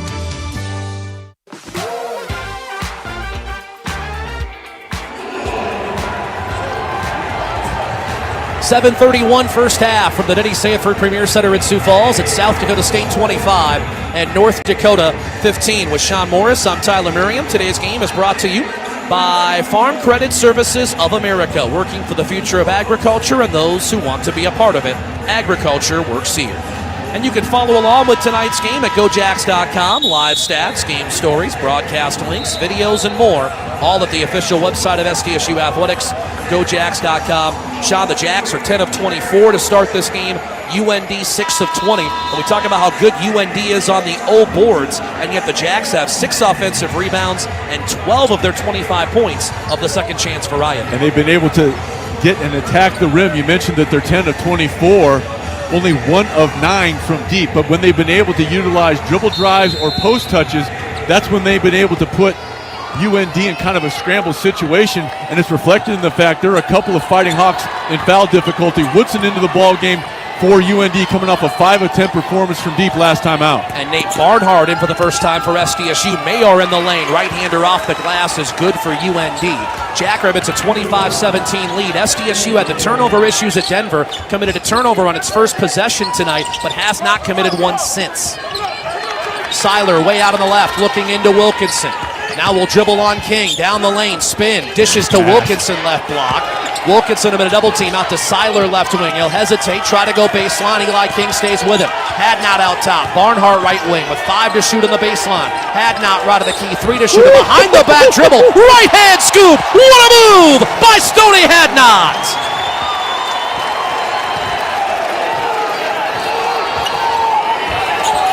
He has wowed the fans on multiple occasions tonight. Eaglestaff goes baseline, jumper no good, but Wilkinson came from his right side after Gary slipped trying to block the shot, and a whistle and a foul. They actually call Seiler, who had stepped in front from the other side, for the foul first. It's Seiler's first, and Eaglestaff to the line for 2. But how about the explosiveness, the athleticism of Stoney Hadnot? And the proper use of going behind the back, because if he doesn't do that, there's no way he's going to have the proper driving angle. He didn't do it for show, he did it for go. First free throw hung on the front of the rim and fell off, no good for Eaglestaff. The first trip to the free throw line tonight for Paul Sather's Fighting Hawks. And Eaglestaff usually outstanding, 80% from the line. Shot 146 of them during the regular year. His second free throw, good. Eaglestaff has 11. The rest of the Fighting Hawks, 7. It's 27-18 Jacks. 6:25 first half. Seiler off to Kalen Gary. Wilkinson, right of the circle, Seiler. Gary, wing left, Hadnot. Down to the right block to Wilkinson. Ball tapped away by Mamburu Mara. Saved into Woodson's hands. It's the second turnover by the Jacks and the first since the opening possession. Eaglestaff, a deep left to the key three. Good. He's keeping UND in this game. He has 14 as the Fighting Hawks draw within 6. You do not want to let him get going if you're SDSU. He dropped 40 on Alabama this year. Hit 8 of 18 threes that night. Hadnot, right wing to Barnhart. The 7-footer looks inside, one dribble, then lost the handle. Eaglestaff tipped it away. Barnhart retrieves. In the lane, Wilkinson. The 12-foot right-hander is good. That was very difficult for Wilkinson. Not just the catch, but then a lot of times you'll see guys leave that long. He put just enough arc on it. Really nice play by Wilkinson. To watch him mature and gain seasoning this year has been something else. Jackson, 8-point lead, 5:30 first half. Eaglestaff on the right wing, spots up, 3 over Seiler, around and down. That is 17 for Trayson Eaglestaff already as the Fighting Hawks cut within 5. Hadnot wing right, looked into Wilkinson, screened from him to the right angle. Hadnot picks up the dribble to pull it out top to Seiler, who reverses the ball, left wing Gary, the loop into Wilkinson, who catches in traffic, one dribble, fed off to Hadnot, who wasn't ready for it. It's off his fingertips, out of bounds. Third Jackrabbit turnover of the evening. South Dakota State is led by as many as 10 tonight. UND has cut it to 5 and has the ball. 5:05 in the first half. The winner will face St. Thomas tomorrow night in an approximate 9:30 tip time before we lose an hour for daylight savings. Make sure you get your nap tomorrow, Tyler. You and me both. Get some hot cocoa. Eli King off to Kaluovich, who will loop it down to the right corner, overthrew Eaglestaff, and Jackson the easy steal in the corner. That's 5 UND miscues.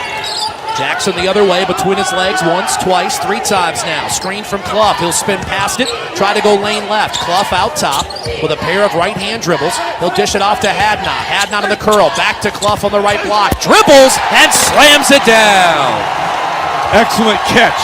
That wasn't a clean catch, and then you get a little frustration on Eaglestaff. And Eaglestaff pleading his case with Alfred Smith. Jaden Jackson does such a good job in the backcourt of just kind of leaning on you and getting in your grill, and it affected Eaglestaff, as you pointed out, as he commits the foul 80 feet from the basket. Now, if I'm Jackson, because Eaglestaff is a little bit out of it mentally, go right at him in this possession. Gary left to the circle, will dribble down to the baseline. Attacking on King, burrowing his way under the bucket, out to the right corner to Lindsey. A head fake, he'll drive in, jump past Gary. A step back, left corner 3.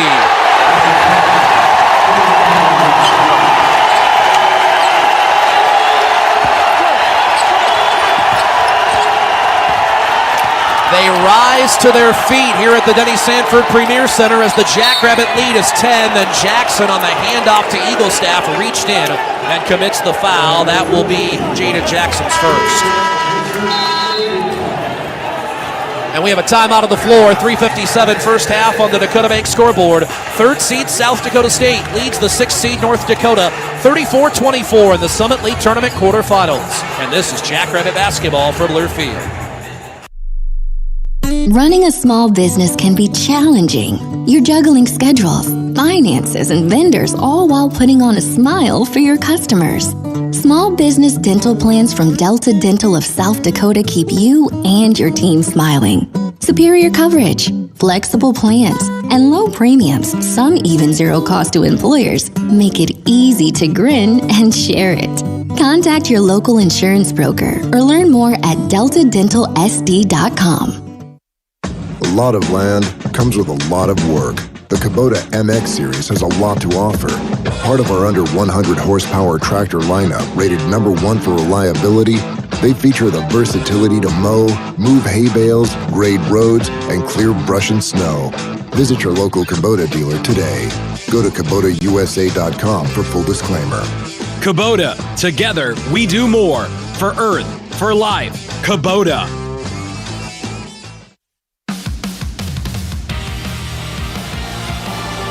3:57 opening half in the Summit League Tournament quarterfinals. South Dakota State 34 and North Dakota 24. The Grand Falls Casino and Golf Resort is located just minutes east of Sioux Falls. It is the place to play, dine, and unwind. from golfing on the championship course, enjoying the luxurious and spacious rooms, or relaxing by taking in a spa day. You can learn more at GrandFallsCasinoResort.com. With Sean Morris, I'm Tyler Merriam, South Dakota State.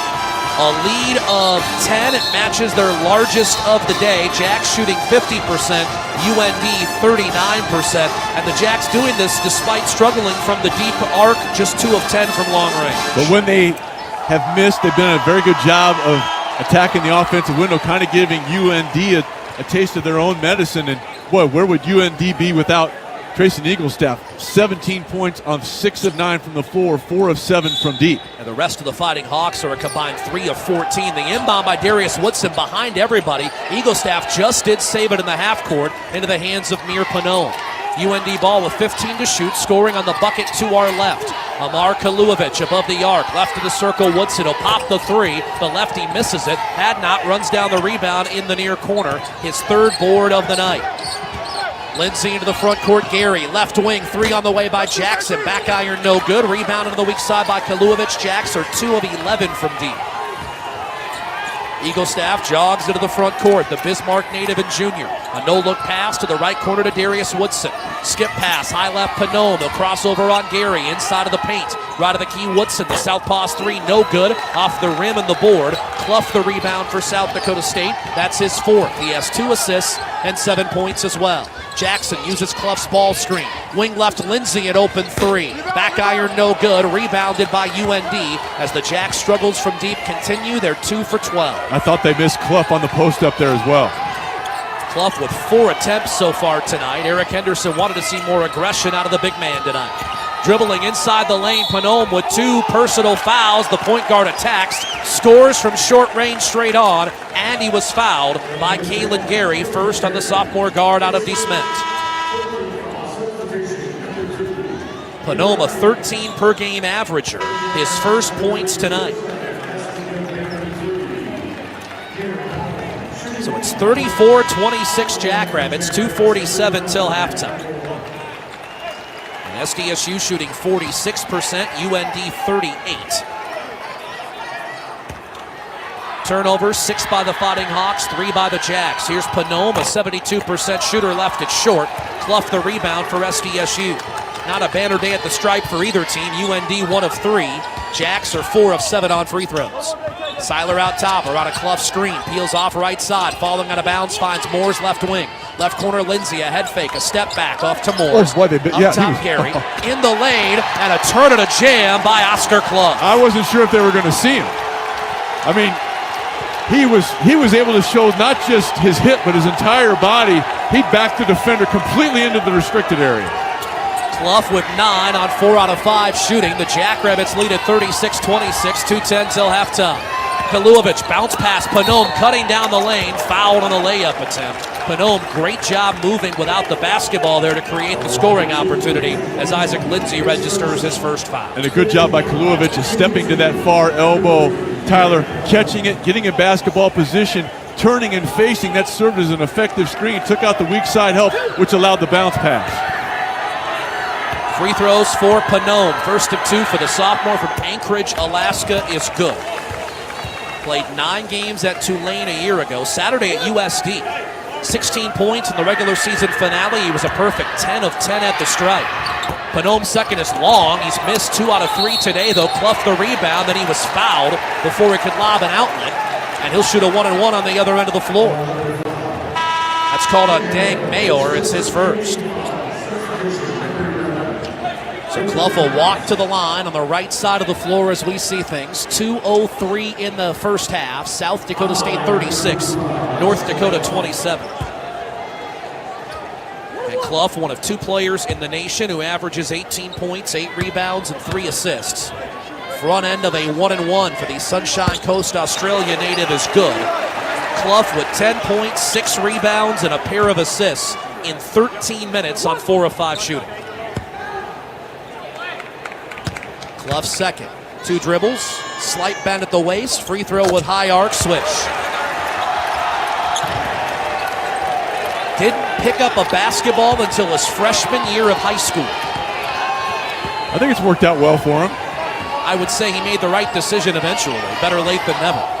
Jacks by 11, 152 in the half. Amar Kaluovich, the hand to Eaglestaff. Step back, deep three, good. And Gary called for a foul on the closeout. Eaglestaff with 20 in this first half. Gary is incredulous on being called for the foul. It's his second. And the guy that did the best job on Eaglestaff when he had the assignment was Jackson, and now he's going to come back into the ball game. Well, the fans got to look at the replay. It wasn't a great angle, but from that angle, it was not a great amount of proof on the necessitation of a whistle.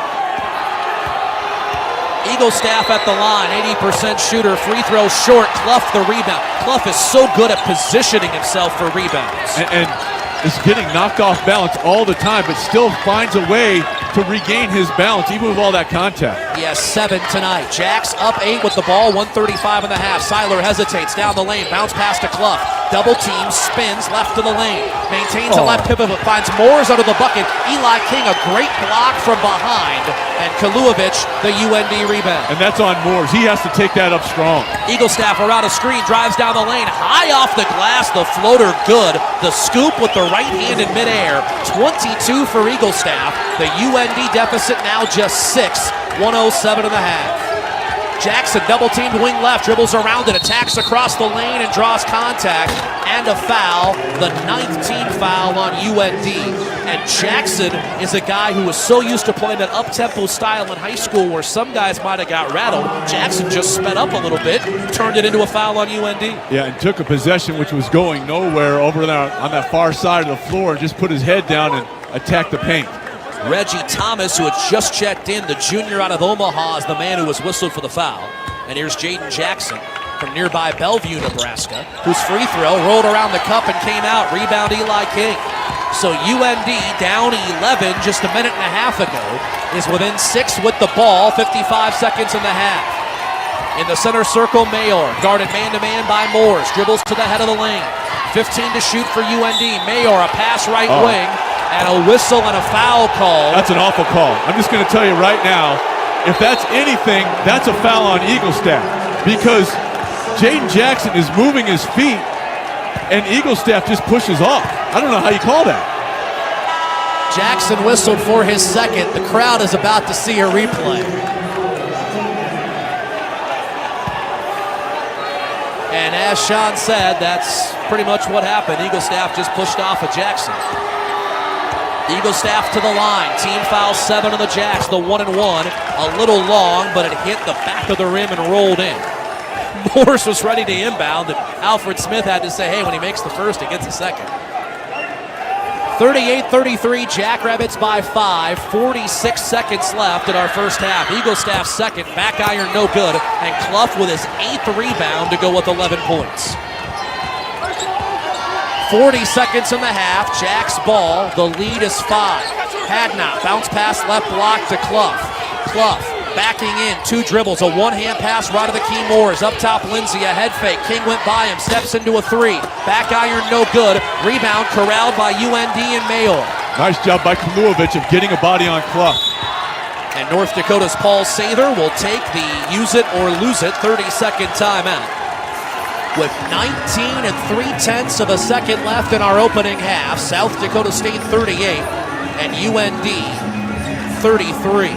The Jackrabbits, 11 of their last 21 attempts, and 7 of those 11 makes were layups or dunks. They've gotten to the rim and converted. They have not been able to score much away from the rim, but they still have a 5-point lead. Yeah, 2 of 13 from behind the arc. To your point, the reason that UND is within striking distance, obviously individually, Eaglestaff with 23 points, and the Fighting Hawks, not necessarily known for their three-point shooting, only 32% from behind the arc on the year, 6 of 15 here in the first stanza for 40%.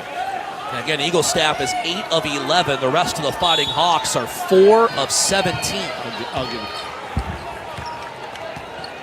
15 seconds remaining in the half. It's 38-33 Jackrabbits. And because of the offensive rebounding prowess of the Fighting Hawks, find a body when this goes up. Panome, right of the key with 5.5. Goes baseline against Lindsay. Right wing contested three. Eagle staff, no good. Ball tapped by Lindsay. Hadnot secures, and that'll take us to halftime.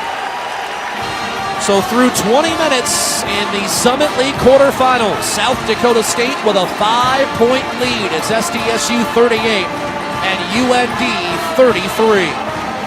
Our halftime show from Sioux Falls comes your way in just a moment. This is Jackrabbit Basketball from Learfield. Hi, this is Brooklyn Meyer from the SDSU Women's Basketball team. Grand Falls Casino and Golf Resort, located just minutes east of Sioux Falls and my hometown of Larchmont, Iowa, is the place I go to play, dine, and unwind. I can take in a round of golf on the championship course, enjoy the luxurious and spacious rooms, or relax by taking in a spa day. Grand Falls, it's the place I go to play, dine, and unwind. Learn more at grandfallscasinoresort.com. Time now for the Wellmark Blue Cross and Blue Shield Health Coverage Report. When you enroll in a Wellmark individual or family health plan, you get an EPO network that includes over 9,000 providers. Plus, you get support from a company that's been serving South Dakotans for 85 years. Now, those are some impressive numbers, and that's health coverage you can feel confident in. Find the right plan for you at wellmark.com/covered. Enrollment ends January 15th. At First Premier Bank and Premier Bank Card, we believe the greatest investment we can make is in our customers and communities. Thanks to our industry-leading service, products, and tools, we're helping our customers reach their financial goals and achieve success. Through the generosity of our employees and leadership, we're able to support nearly 700 South Dakota organizations and nonprofits with our time, money, and resources. At Premier, we're always seeking ways to make an impact for good by investing in what matters most to you. It's the Premier way. Hey Jack fans, this is Audrey and Isaac, directors of treat giving at the Canine Country Club. Our family runs the best dog boarding business in South Dakota. At Canine Country Club, your dogs play, learn, and make plenty of new friends. Our boarding services are currently offered in Brookings and Aberdeen. For more information, visit our social media at Canine Country Club SD or check out our website at caninecountryclubsd.com. Go big. Go blue. Go Jacks.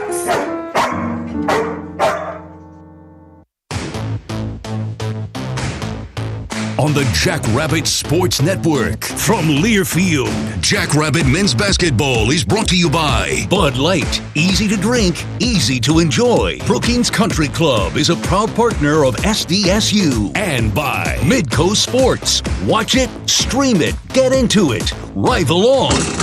Jackrabbit Men's Basketball is on the air. Welcome to halftime.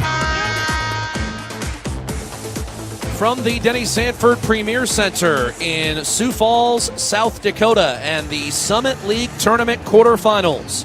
South Dakota State a 38-33 lead over the University of North Dakota. The Jackrabbits a 5-point lead at the break, thanks to some exciting plays such as this one. Pass out top deflected by Hadnot. It was going to go out of bounds. Hit official Alfred Smith. Moores cleans up. Down the lane out to Hadnot. Pull up three in transition. Back iron no good. Clough taps the rebound around and saves it on the right baseline. Hadnot cutting down the lane with a two-hand jam, and he was fouled.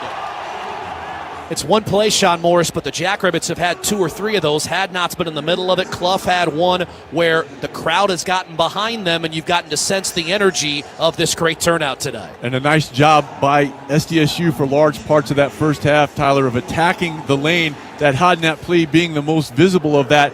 But they have to do a better job of locating Trayson Eaglestaff, who is single-handedly keeping UND in this ball game with his dribble drives and three-point shooting. Let's take a look at our first half numbers in this one, and we begin with the shooting. South Dakota State 15 of 33, 45%. UND 12 out of 29, shooting 41%. The Jackrabbits, who for the year are 36% from deep, which is fifth in the 9-team league, have had a rough night beyond the arc, just 2 out of 13. Where UND, who makes 8 triples a game at 31%, is already 6 of 16. 5 of those from Eaglestaff. The Fighting Hawks are shooting right around 38% from deep. Neither team's been great at the stripe. UND just 3 of 8, and SDSU 6 out of 10. Jacks are +5 on the glass. Again, they're one of the best rebounding teams marginally in all of Division I men's basketball. That not a surprise. But UND, one of the best things it does, Sean Morris, is crash the offensive glass. 13.40 boards per game. That's 18th in the country. The Jacks have held them to 3. They have 6 themselves, and SDSU a 12-3 advantage in second chance points. And they will want to continue to utilize that comparative advantage, but they're going to need to tighten up in terms of taking care of the basketball. It haunted them a little bit at the beginning of this game. They did a better job of tidying that up, but you want to make sure that you don't allow UND, which was down 10 a number of times, and SDSU had a chance to extend the lead. They did not. Eagle staff able to keep them around. It's a 5-point game. So if you are SDSU, take care of the basketball, and then when you get it in the half-court set, you mentioned Clough. He has 11 first-half points, only 5 field goal attempts. Make sure you feed him because he's also shown himself to be a very capable passer. To your point about the way this game has played out, the Jacks led by 11 with 2:03 left in the half, and then UND closed the opening stanza on a 6-0 run. A big reason, as you've mentioned, why UND is playing within the limits of this game is Trayson Eaglestaff. 23 of UND's 33 belong to the junior from Bismarck. 8 of 12 overall, 5 of 9 from 3, and he's had some difficult looks tonight. He has, and as you take a look at the line of SDSU's players, Jaden Jackson's scoreless, okay? But his biggest impact as this game unfolds may be the job he does defensively on Eaglestaff, because he's been by far the best one-on-one defender on Eaglestaff. If you are SDSU, you have to be concerned with his 2 fouls, but they're probably talking to the freshman Jackson, hey, look, we want you to score when the opportunity's there, but your biggest impact in helping us win tonight may be the job that you did in the first half defensively on Eaglestaff and here in the second half as well. Amar Kaluovich with 5 points. Mir Panome, the point guard, with 3 and a 2 from Dang Mayor. That's it for UND. Panome averages 13 per game, only 3. Kaluovich 10 a game, only 5. Again, almost all the production offensively for Paul Sather and the Fighting Hawks coming from Trayson Eaglestaff. For South Dakota State, Oscar Clough, who entered the tournament tied for the most double-doubles in the nation. He had 21 during the regular year. He would appear to be on pace for another 11 points, 8 rebounds on 4 of 5 shooting. Do you feel like he needs to be more aggressive in the second half? I do, and make sure that they allow him to set up, and they missed him a couple times. There was a couple times he did his work early, and they had a little bit of a different lineup that didn't make that extra pass where he could utilize that seal. But if you're Clough, make sure that you catch the ball, because not just because of your ability to score, but you take a look at the rest of his line, Tyler, 2 assists, no turnovers. So if you run the double at him, he's going to make you pay, but the double doesn't come unless you get him the ball initially. Kalen Gary adding 9 points and 4 rebounds in 15 minutes. And then 5 points for Stoney Hadnot and 4 rebounds plus an assist. We played that highlight, but his energy in this half was definitely something you could feel. Yeah, and that play that you did such a great job of describing for the folks at home got this crowd into it as well. But to UND's credit, they kind of were able to stem the tide after that, because the momentum certainly shifted to the Jackrabbits after that.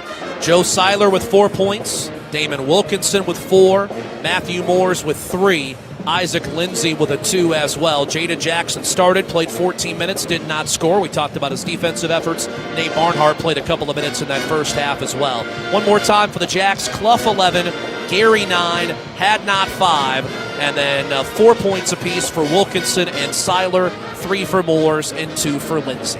Halftime in the 4th and final Summit League Tournament quarterfinal contest. On the men's side, it's South Dakota State 38, North Dakota 33. More of our halftime show coming up next. This is Jackrabbit Basketball from Learfield. Protect your empire. Rule your fields with dual modes of action. Low use rate Authority Supreme herbicide from FMC combines Group 14 and Group 15 modes of action for pre-plant and pre-emergence control of key broadleaf weeds and grasses. A preventative application keeps your fields clean when it matters most to crop productivity. Visit your FMC retailer or ag.fmc.com to learn more. Always read and follow all label directions. Today's agriculture demands expertise, and no lender delivers more ag expertise than Farm Credit Services of America. More than simply having the financial products and services you need to do business, we have the knowledge and commitment to help grow your business. From financing the next season to growing the next generation, we work to achieve your goals. We're Farm Credit Services of America. Call 800-884-FARM. Agriculture works here. Endless sports action is waiting for you all on one app. Subscribe to Midco Sports Plus now and stay plugged in to your favorite fandom. Unlock live game coverage of the teams, rivalries, and games you want to watch. Plus, find exclusive content from the most popular conferences in the Midwest, including the Summit League and the CCHA. It's all waiting for you on the Midco Sports Plus app. See everything you can stream at midcosportsplus.com. Family owned since 1975, WW Tire has built its business through exceptional customer service. From 8 locations across South Dakota and a large servicing area in the surrounding states, WW Tire provides you with high-quality tires, and their technicians can assist with any automotive servicing need. WW Tire also offers a wide selection of truck and ag tires and have several service trucks in the area to help service all of your agriculture and trucking needs. WW Tire is a proud sponsor of Jackrabbit Athletics, always delivering fast and friendly service.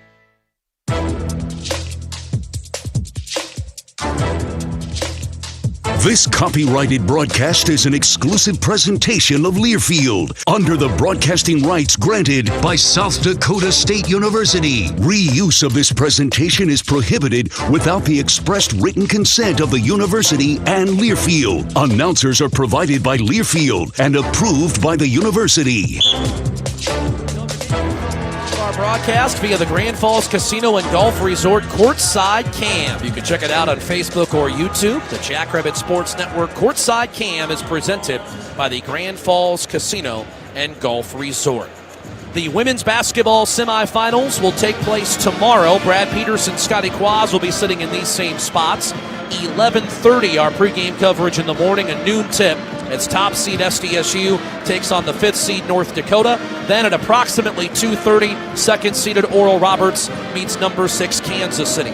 The men's semifinals will be an hour later than this session. Top seed Omaha, 5th seed South Dakota will meet at 7 o'clock. The winner of this game gets St. Thomas at 9:30. And Sean Morris, you've been watching this tournament from the word go. I know you share my thoughts that we expect a couple of knockdown dragouts in those semis tomorrow. Well, St. Thomas playing extremely well. They jumped on Denver last night. Very difficult matchup no matter who they play because of how well they spread the floor and share the ball. And USD, they didn't come out necessarily with the amount of effort that you would like to see in the first 10 minutes, but they were able to climb all the way back against an undermanned NDSU squad. So going to be 2 really entertaining ball games. This tournament never fails to deliver. Halftime here in Sioux Falls, 3rd seed South Dakota State with a 38-33 lead over number 6 North Dakota. The Summit League Tournament quarterfinals. When we return, the second half begins. This is Jackrabbit Basketball from Learfield. Hi, it's Andrew Hoiberg from Calcium Products. Rapidly correct and maintain your soil pH with 98G pelletized limestone to protect your fertilizer investment. Applying 98G at 200 pounds per acre provides a 9.4 bushel increase on corn and a 3.1 bushel increase on soybeans. Ask your agronomist about applying 98G pelletized limestone this fall and learn more at calciumproducts.com. Today's agriculture demands expertise, and no lender delivers more ag expertise than Farm Credit Services of America. More than simply having the financial products and services you need to do business, we have the knowledge and commitment to help grow your business. From financing the next season to growing the next generation, we work to achieve your goals. We're Farm Credit Services of America. Call 800-884-FARM. Agriculture works here. Endless sports action is waiting for you all on one app. Subscribe to Midco Sports Plus now and stay plugged in to your favorite fandom. Unlock live game coverage of the teams, rivalries, and games you want to watch. Plus, find exclusive content from the most popular conferences in the Midwest, including the Summit League and the CCHA. It's all waiting for you on the Midco Sports Plus app. See everything you can stream at midcosportsplus.com. Go long for season-long foliar disease protection that starts at plant. Only Xyway brand fungicides from FMC provide season-long inside-out foliar disease protection. A single at-plant application provides comparable performance in corn yield protection to that of VT to R1 foliar fungicides against diseases like gray leaf spot, northern corn leaf blight, and more. Visit your FMC retailer or xyway.ag.fmc.com to learn more. Always read and follow all label directions.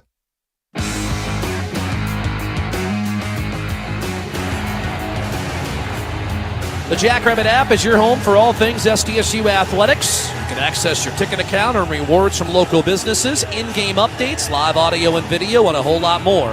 Visit gojacks.com/app and you can download the Jackrabbit app on your mobile device right now. With Sean Morris, I'm Tyler Merriam. 38-33, South Dakota State, a 5-point lead as we start the second half. In this Summit League quarterfinal, the winner to meet the University of St. Thomas in the semis tomorrow night at approximately 9:30. If the Jacks win, it would be a rematch of what was a tremendous game in the semis a year ago. UND ball wearing the visiting black uniforms, Jacks in the home whites. Mir Panome dribbling top of the key, guarded by Kaylin Gary. Eagle staff in the lane. What a pass to the left block, and Clough, an unbelievable block of Kaluovic's dunk attempt. Then Moore's in transition, right-hand scoop shot good off the Kaylin Gary feed. What a start to the half. And a nice job by Moores of running the floor. That's a difficult catch in transition, but as you mentioned, it started with the defensive presence of Clough. I can't believe that block. I've never seen a block that close to the rim. Panome, left wing, it's Eli King. King will spin past Seiler, fadeaway jumper. Good, a tough look. The Jackrabbit lead is 40-35, opening minute, second half. And the first points of the night for King, who averages 8 a game, had a career-high 24 when UND won in Grand Forks a month ago. Right wing Seiler, the loop to Clough, back to the bucket, right block guarded by Kaluovic. 2 dribbles, spins, right hand hook, no good, but Moores came flying in from the left baseline. His putback in midair didn't go, but he drops contact and a foul. In just over a minute, that's the second effort play that is rewarded by Matthew Moores. It started with him running the floor extremely well off the block by Clough. He scores in transition here. Clough kind of pushed off his comfort zone on the far side, but because of the double team went, Moores had a free run to the rim for the offensive rebounding opportunity. How about the job Moores has done this year in finding his niche and then really doing a job of exploiting it to the best of his ability as he leaves the first free throw long. And Tyler, you can tell he put the time in last off season to remake his body. That play that he made in the open floor, I don't think a season ago he could have, in terms of catching it a little bit behind him and then running the floor and completing at the rim. So Moore swishes the second free throw. The Jacks still struggling at the line. They are just 7 of 12 tonight. But they lead UND 41-35, 18:47 left in Sioux Falls. Right wing, it's King, a behind-the-back dribble on Seiler. Right of the key, Eagle staff for 3, no good. Clough taps the ball into the air, offensive rebound. Mir Panome for UND.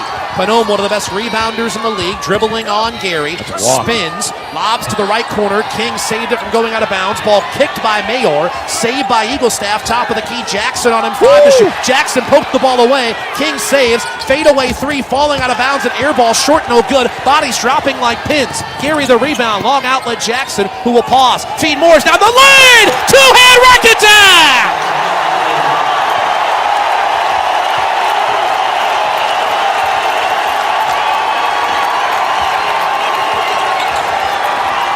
Eight-point Jackrabbit lead, 2 minutes into the second half.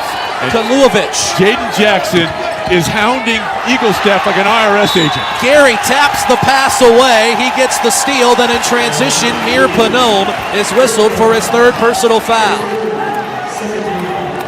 And this crowd is loving every minute of the effort. The intensity, the hustle on both ends by the Jackrabbits has been tremendous. And Moores has paid off a lot of these plays with running the floor, the offensive rebound, the dunk. But Jaden Jackson is face guarding and doing his job extremely well on Eagle staff. Nothing easy for Eagle staff thus far in the second half. Moore's a layup, a free throw, and a dunk in the opening 2 minutes of this half as Jackson goes down the lane and draws a whistle and a foul. That's 3 team fouls on UND already. We haven't played more than 2 minutes and 15 seconds in this half. Jackrabbits. 2 on Kaluovich. Baseline right, Seiler the trigger man. Holds the ball with 2 hands. Bounce pass left block, Gary. 1 dribble, spins, loops it out to Jackson above the arc on the left. Back to the left wing, Gary. A jab step, maintains his left pivot foot. 1 dribble, step back 3. Left rim, top of the board, no good. Clough tips it out to Seiler, whose 3 is long. Gary had the ball in his hands, and Eaglestaff knocked it out of bounds onto the baseline. The Jacks will save the possession. Boy, they are hustling all over. They certainly are. That's a great point, Tyler. Right now, in the first 2.5 minutes of this second half, SDSU about a half step to a full step quicker to the ball than UND. 43-35, South Dakota State the lead, 17:26 left. Seiler loops it into Clough. Bounce pass top of the key, it's Gary. Eaglestaff guards him. Seiler looks inside, bounce pass Clough. 1 power dribble, right hand hook, good. Boy, was that pretty from Oscar Clough. He has a baker's dozen. And he allowed that traffic to clear until he was able to put the ball down on the floor without that scrape coming in to disrupt. 45-35 Jackrabbits. They have outscored UND 7-2 to start this half. Kaluovich muscling his way in, and he travels, trying to drive in on Clough, who held his ground very well.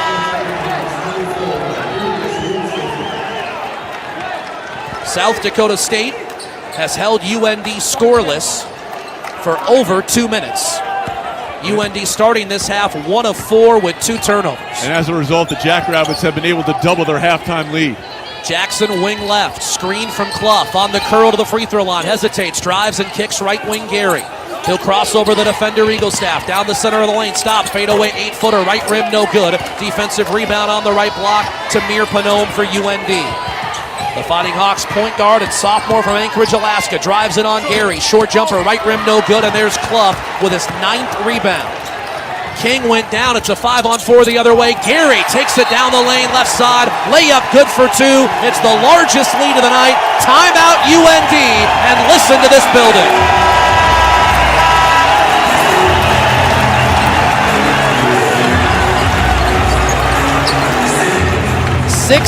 .25 left. South Dakota State 47, North Dakota 35. This is Jackrabbit basketball from Learfield. When the game goes into overtime, but the game goes into overtime. The choice to enjoy is easy. Bud Light. Easy to drink, easy to enjoy. Enjoy responsibly. Anheuser-Busch, Bud Light Beer, St. Louis, Missouri. With the Jackrabbits, every pass, shot, layup, and score is more than just part of the game. It's a testament to the teamwork, elbow grease, and can-do attitude it takes to win. In the same way, Case IH knows every successful farm is more than just a farm. It's the product of top-notch tillage, planting, harvesting, hay, and forage equipment at the hands of hardworking growers. Get a slam dunk by visiting your local Case IH dealer or go to caseih.com/jackrabbits to learn more. Go Jacks!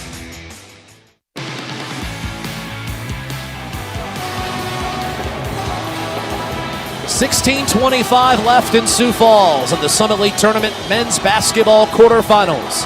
South Dakota State leads North Dakota 47-35. First Premier Bank and Premier Bank Card, the proud presenting sponsors of our coverage of Jackrabbit basketball. For all of your financial needs, choose a company that is both locally grown and nationally known. Premier is investing in you. We'll talk about a start to this half, Sean Morris. The Jacks 9-2 outscoring UND in the first 3.5 minutes of the second stanza. A 7-0 run. The Fighting Hawks are 1 for 5 from the field with 2 turnovers so far in the second half. Well, SDSU has certainly been the aggressor on both ends, and especially at the defensive end of the floor. And a lot of those points have come off defensive stops and live ball turnovers here in the early going. So North Dakota from left to right, the Fighting Hawks will go. Panome dribbles into the front court, guarded by Gary. Off to the right to Darius Woodson, a dangerous three-point shooter. King up top, Mayor. Panome, the point guard against Gary, 12 to shoot. Jackson in the hip pocket of Eaglestaff, who finally gets the ball with 10 on the timer. A between the legs step back straight on three. Rim, board, no good. And Clough wrestles away the rebound. That is his 10th board of the day. A foul on UND. And Oscar Clough with his 22nd double-double. That is a Summit League season record for double-doubles in a single campaign. 22 for the senior out of Australia. Timeout on the floor. 15:59 remains on the Dakota Bank scoreboard. South Dakota State 47, North Dakota 35, and this is Jackrabbit basketball from Learfield. What's your big picture? To actually have savings in my savings. To spend less. Wait, to make more. To fund our future Jackrabbits. First Bank and Trust backs the Jacks with big picture banking that also makes your life easier. To leave a legacy. Go big, go blue, go Jacks. And go with First Bank and Trust in Brookings, a #1 fan of SDSU. Member FDIC. Playing football takes grit. So does farming. And whether on the football or the farm field, what matters isn't just how many hours you put in. It's what you get accomplished. When the work gets tough and the days stretch on, you can count on Golden Harvest to deliver. Because Golden Harvest is rooted in genetics, agronomy, and service. Contact your local Golden Harvest seed advisor for more information.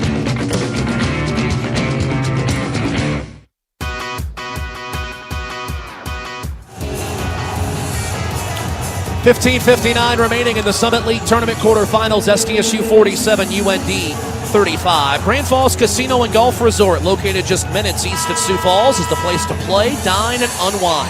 From golfing on the championship course, enjoying the luxurious spacious rooms, or relaxing by taking in a spa day. You can learn more at grandfallscasinoresort.com. And I mentioned that stat, Oscar Clough, 22 double-doubles this year, Sean Morris. And you mentioned the most ever in the Summit League. Now, and you're talking about a program right here at SDSU that had Mike Dahm for 4 years, so that's saying something. Dahm was a good rebounder. Clough is a great rebounder.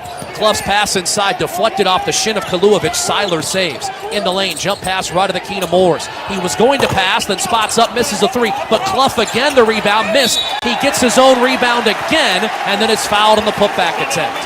He just has a knack, doesn't he? Well, he doesn't get off the floor high, but he's able to reload. And the other thing that is just so impressive, you know, I don't care how old you are, so many times a big guy, the natural instinct is once you catch the ball to bring it down. That's a great point. He does not do that. Well, and the other thing, too, you mentioned he doesn't go very high. When you're 6'11" with long arms, you don't need to jump very high for those rebounds as he makes the first of two free throws, right? That is correct. When you are essentially the Great Barrier Reef, you've got a lot of things going for you.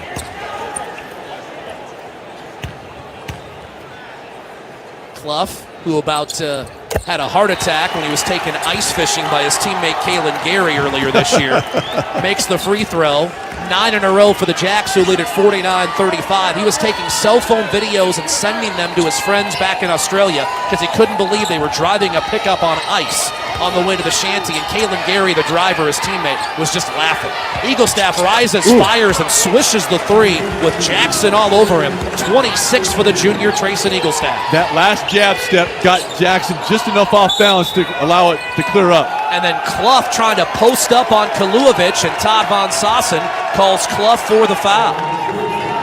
That's Clough's first. Jackrabbit turnover number 4 tonight. 49-38, SDSU's lead 11 with 15-16 remaining in Sioux Falls. UND ball, Mir Panome into the front court. Off to Darius Woodson, high left, Eli King. 2 points tonight on 1 of 4 shooting. Panome up top, using a screen from Kaluovic. A second one out to King. He'll fake on Seiler, spin in the lane. Panome left block, a power dribble, blocked at the rim by Hadnot. This will be a jump ball, and the arrow will point to South Dakota State. There is another play by the bouncy Stoney Hadnot. Well, Hadnot did a really good job because Panome dipped that shoulder to try to dislodge him, but Hadnot athletic enough to be able to reload and go up with 2 hands and not swing down. If he swings down, he may have drawn the foul rather than a jump ball situation. We've talked about how good Eaglestaff's been for UND. 26 points on 9 of 15. The rest of the Fighting Hawks are just 5 of 21 tonight. Lindsay on the curl to the right angle. High left, Seiler looking into Clough, who comes out to set a ball screen. Seiler just rises and fires, no good. Clough tapped the rebound out of bounds onto the baseline. It'll be UND ball, 14:41 left. Jacks 49, Fighting Hawks 38.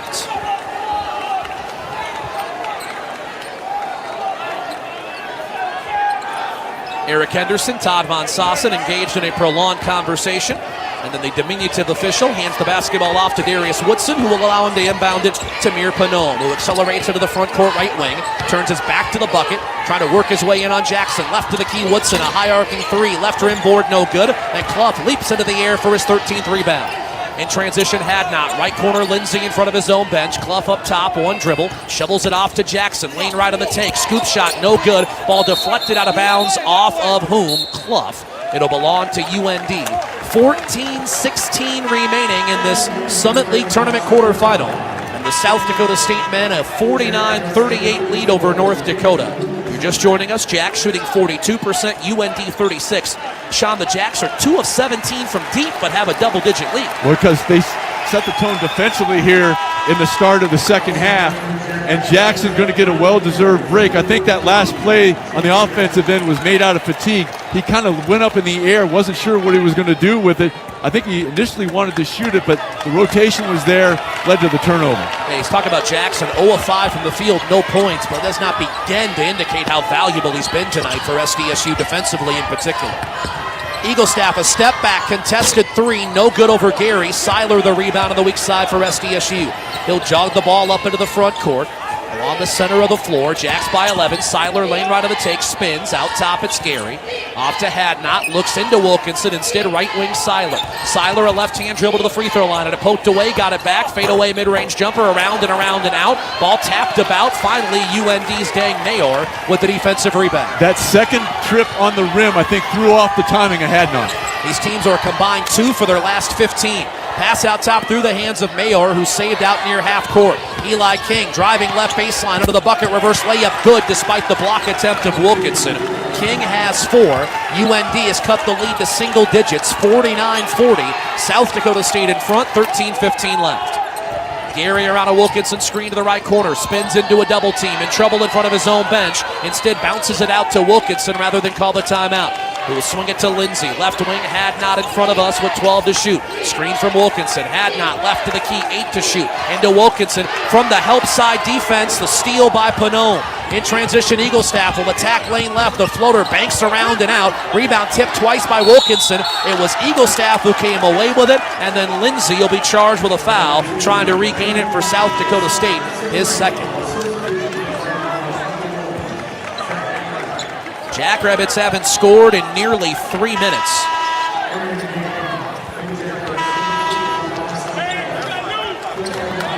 Clough returns for Wilkinson. He'll join Hadnot, Lindsay, Seiler, and Gary on the floor. And if you are SDSU, watch number 1 Kraft. He's in there for his three-point shooting in this situation, about 40% from behind the arc. Plays 11 minutes a game. Eaglestaff on the take. His layup went off the board and then Hadnot blocked it, which is an automatic goaltend, and that's 2 points for UND. The Fighting Hawks within 7. Eaglestaff with 28.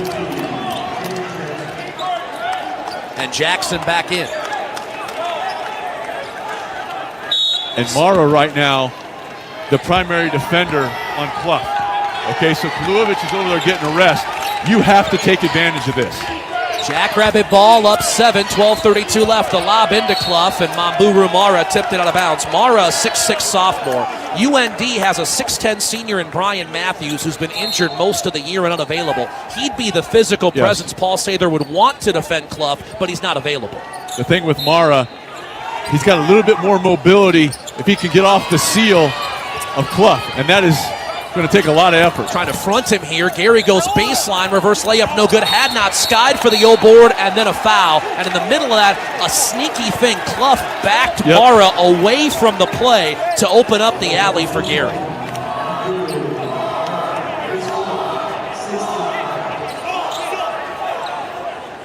And that foul is Mamburu Mara's 4th. And we needed to confirm who it was on. In the crowd, they called it 4 on him. And Paul Sather staying with Mara with 12:22 to play and 4 personal fouls. Well, you've got 20 seconds here to maybe try to get that fifth. Jackson, the inbound to Gary, who quickly shoots a 12-footer around and out. Kraft the rebound, but a foul underneath the bucket, and it's on Mara, and that's his fifth. Mamburu Mara is disqualified. He has committed his fifth and final personal foul. And that's also team foul number 7 with 12:19 to play. The Jacks are in the bonus. So twice Paul Sather left Mara on the floor in situations you oftentimes see subs. And now Paul Sather nearly dropped to a knee to be face-to-face with Todd Van Sassen in the discussion. The Summit League has to have the tallest group of coaches with Crutchfield and Henderson and Sather. You got some big guys patrolling the sidelines. Well, they may have a difference in height, but Coach Sather and the official do go to the same barber. I knew that was coming. I knew it.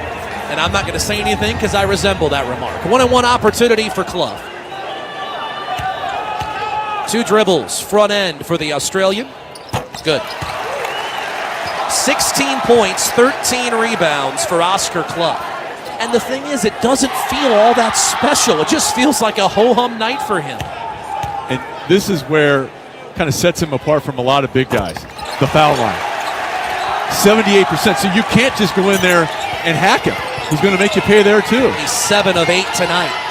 He makes both. 51-42, South Dakota State by 9. 12-10 left. Summit League Tournament quarterfinal from the Denny Sanford Premier Center in Sioux Falls, South Dakota. With Sean Morris, I'm Tyler Merriam. Thanks for joining us tonight. Trayson Eaglestaff dribbling inside the arc. Right wing step back 3 as Lindsey slipped. Eaglestaff only needs a sliver of space. He hits. That's 31 on 19 attempts. And that was a big-time play because that was pretty good team defense, but that crossover dribble got Lindsey off balance. And UND within 6 with 11:45 to play. Gary guarded by Eaglestaff. Fakes an open 3, instead passes off to Jackson. Right wing had not on the curl. Bumped and fouled by Dang Mayor. That is team foul number 8 on UND. And free throws coming when you return. 11:39 to play in Sioux Falls. South Dakota State 51, North Dakota 45, and this is Jackrabbit basketball from Learfield. Dakota Bank in Brookings wishes the SDSU Jackrabbits the best of luck in their postseason run. Your hard work, dedication, and Jackrabbit pride inspire all of us in the community. Just like you, we know success comes from teamwork and commitment. Whether it's your financial goals or supporting our hometown heroes, we're here to help you achieve greatness. From all of us at Dakota Bank, your teammates in Brookings and across Dakota territory, let's go, Jacks. Go with teamwork. Go with support. Go with Dakota Bank. Member FDIC. When the game goes into overtime. But the game goes into overtime. The choice to enjoy is easy. Bud Light. Easy to drink, easy to enjoy. Enjoy responsibly. Anheuser-Busch, Bud Light Beer, St. Louis, Missouri.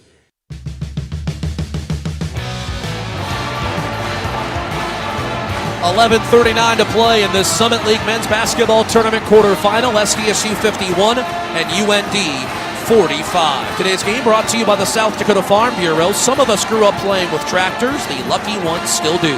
Farmers and ranchers provide safe and affordable food for your table. The South Dakota Farm Bureau.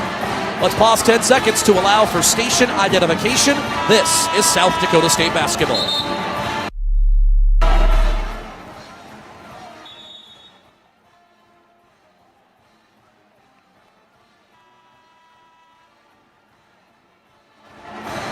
Network producer Jim Remler at our flagship 570 WNAX studios. Statistician Brad Peterson with Sean Morris. I'm Tyler Merriam. The Summit League Tournament. You've been to a lot of these postseason events. There's just something different about this one. Well, everyone knows that no matter what the regular season, no matter how outstanding your regular season is, you have to win these 3 games in 3 days. And this tournament, I've been very fortunate over the last 5 years to be here in person. It always delivers. This is a tremendous venue. And the athleticism on display, the fan support, second to none. First free throw good for Stoney Hadnot. He has earned the bonus. 52-45 SDSU with 11:39 to play. Second free throw is no good. And the rebound to UND. Mayor clears. Eli King into the front court. 7-point Jacks lead at the 11:30 mark. Out top, Kaluovich, who has returned to the game. Eaglestaff on the curl, straight on from 17, swish. 33 for Eaglestaff, and UND within 5. And another good job by Eaglestaff of utilizing that screen, dipping his shoulder, and Jackson just not able to recover. Gary out top for the Jackrabbits. Off to Moores. SDSU has gone 5.5 minutes without a field goal. In the lane, Jackson spinning, in trouble, out top Gary. Shot clock at 10. Step back 3 over Eaglestaff. An air ball short. Clough saved it from going out of bounds into Kraft's hands. Outlet to Eaglestaff in the front court. Gary tipped it. Eaglestaff retrieved. Had not an unbelievable block, but it's being called goaltending. And then Gary awkwardly landed on his foot, which has bothered him off and on the past few weeks. In fact, he did not practice yesterday because of a bum toe, and he is grinding it out here. But that goaltend on Hadnot has brought UND within 3. And all the momentum with the Fighting Hawks right now. Gary to the top of the key, to the left angle, in the lane, double team. Pass out top to Moores, nearly taken away by Mayor, who bumped into Moores and fouled him. It'll be Mayor's third. We should denote they likely will look at that goaltend at the next media timeout. It was close, but they'll confirm it. That's one of those newer rules that really is a good one. I would approve it, however. Oh, yeah? Don't wait till the next dead ball. Do it immediately, because these guys, meaning the officials, should not be in a position to potentially go back and tell a guy, hey, we're taking points off or adding points on. Moore's front end of a 1-and-1, and it's good. The flip side of that is you don't halt the game when you do it. So this early in the game, I suppose the thought process is, well, you're not taking away from the flow if you wait on it. But I see your point, too, as Moore's second is good. Jacks are 14 of 20 at the line today. The score is SDSU 54, UND 49, 10:30 left in Sioux Falls. And UND in a 2-possession game, and not that long ago, they were down 14, Tyler. Kaluovich, the handoff to Eaglestaff. Step back 3 left wing. Halfway down, popped out. Rebound loose, and a foul has been called on South Dakota State on the rebound. Eli King able to force the foul on South Dakota State. Stoney had not whistled for his first. That's the third team foul on the Jacks. Inbound to Eaglestaff. Left wing. A bullet up top to Woodson. Back to Eaglestaff. Contested left wing 3. Good. What a shot. Eaglestaff, he has 36. And the Jackrabbit lead is 2 at the 10-minute mark. 54-52. Jackson spinning down the lane. Left-hander no good, but a foul. SDSU has not had a field goal drop in 6.5 minutes, clinging to a 2-point lead. UND fell behind by 14 5 minutes ago and has responded with a 17-5 run. Jaden Jackson to the free throw line. This is a 2-shot foul. Jackson in the double bonus. His first front rim board, and then it falls in off the back iron. First point of the night for Jaden Jackson. SDSU 55, UND 52. And Tyler, usually you think of running double teams at a post player. SDSU may be in the situation where they're going to start having to run double teams at Eaglestaff to get the ball out of his hands. Jackson nails the second free throw. It's a 4-point SDSU lead. In the opening 7 minutes, there were 3 lead changes and 2 ties. The Jacks have led the majority of this game. It's a 4-point edge for SDSU. UND ball as the crowd trying to make an impact at the 9:45 mark. Here's Eaglestaff. Way out on the left, guarded by Gary, 10 to shoot. A behind-the-back dribble. Gary stays with him, rises, fires, back iron, high into the air, no good. Ball tipped out to Eli King, who will cast and rattle in a 3. 7 points for King. UND within 1 with 9:25 left. And a great play by Woodson with that tap to knock it out to King. Jackrabbits still without a field goal for 7 minutes. Clough on the left block, 2 right-hand dribbles, spins, leans in, nearly fell down, and then a travel. Turnover SDSU. Really good job by Kaluovich defensively. That old pull the chair out. Clough was leaning into him, and rather than try to meet that force, Kalujevic took the step back. Clough off balance, travel results. UND has not led in 25 minutes of game action. They have the ball down 1, 9 to play. Eagle staff on the curl, fadeaway, right of the key three, banked around and out, but Gary called for a foul on the closeout. It is his third, and Eagle staff will go to the line. He'll shoot 3. 1 would tie it, 2 would give UND the lead.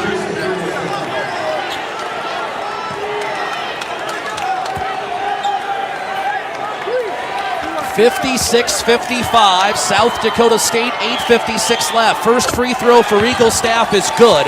And with 39 points, he has established a new single-game Summit League tournament scoring record. 39 points for Eagle staff, and we have 8:56 remaining. Eagle staff hits his second. That gives him 40, and UND has its first lead since 10-8. It's 57-56 Fighting Hawks. Eagle staff buries the third. That's 41. And it's a 2-point UND lead as the Jacks have gone over 7.5 minutes without a field goal. Gary above the arc on the right. Up top, Jackson into Clough as Kalujevic went down. Clough's right-hand layup is good, and he was fouled. Clough with 19. Paul Sather is demanding a replay review because Kalujevic went down before Clough had the opportunity to catch that pass. Kalujevic is back up, but he is definitely worse for wear. And I'll be honest, Sean, all I did was see him go down. I don't know where the contact was as far as Oscar Clough's body into Kalujevic is concerned. Alfred Smith is getting Sather back to his bench. He will join Brian Anslinger and Todd Von Sasset, our 3 officials, to check out the replay review here and see. With 8:44 to play, as North Dakota at the moment has a 58-56 lead. If the bucket counts, will be tied at 58, and Clough will be at the line. Well, this is a huge review. As there has been all night and all year, quite frankly, with Clough. A lot of hand-to-hand combat down there. Clough trying to ride the defender up the lane, and I was like you. I did not see any contact there. There might have been. The key that they're going to check on here is it above the head and shoulders. That's really what they're looking at now. That, and then is it flagrant in nature? Right. So Anslinger and Smith kind of shrug their shoulders. Then Anslinger takes the basketball, cradles it in front of his breadbasket. And Von Sasset joins Smith on the review, while Brian Peterson, one of the SDSU assistant coaches, is inquiring with Anslinger about the interpretation of the situation. 8:44 left here in Sioux Falls. If the bucket counts, we're tied, and Clough shooting a free throw with 8:44 left. And that snaps a field goal drought of nearly 8 minutes in length for South Dakota State, who started this half so strong, built up a 14-point lead, and then UND erased it. And UND just made an outstanding defensive adjustment. They were gapping all the shooters. You know, SDSU 2 of 18 from behind the arc. So they were just gapping everything, meaning they were playing off shooters, kind of cluttering up that lane, which took away interior feeds to Clough or dribble drive. The 3 officials are now meeting just to the left of half court and discussing this, which is a huge call. And now they make the decisions on who gets to tell whom. One has to go to each huddle, one comes over to tell the media. And they're still talking about it. I mean, if these were lawyers, the billable hours would be atrocious. Todd Von Sasset coming over to tell Brad Newitt, our television friend, what the call is. And we'll see if we can get Todd over here to fill us in as well. Todd.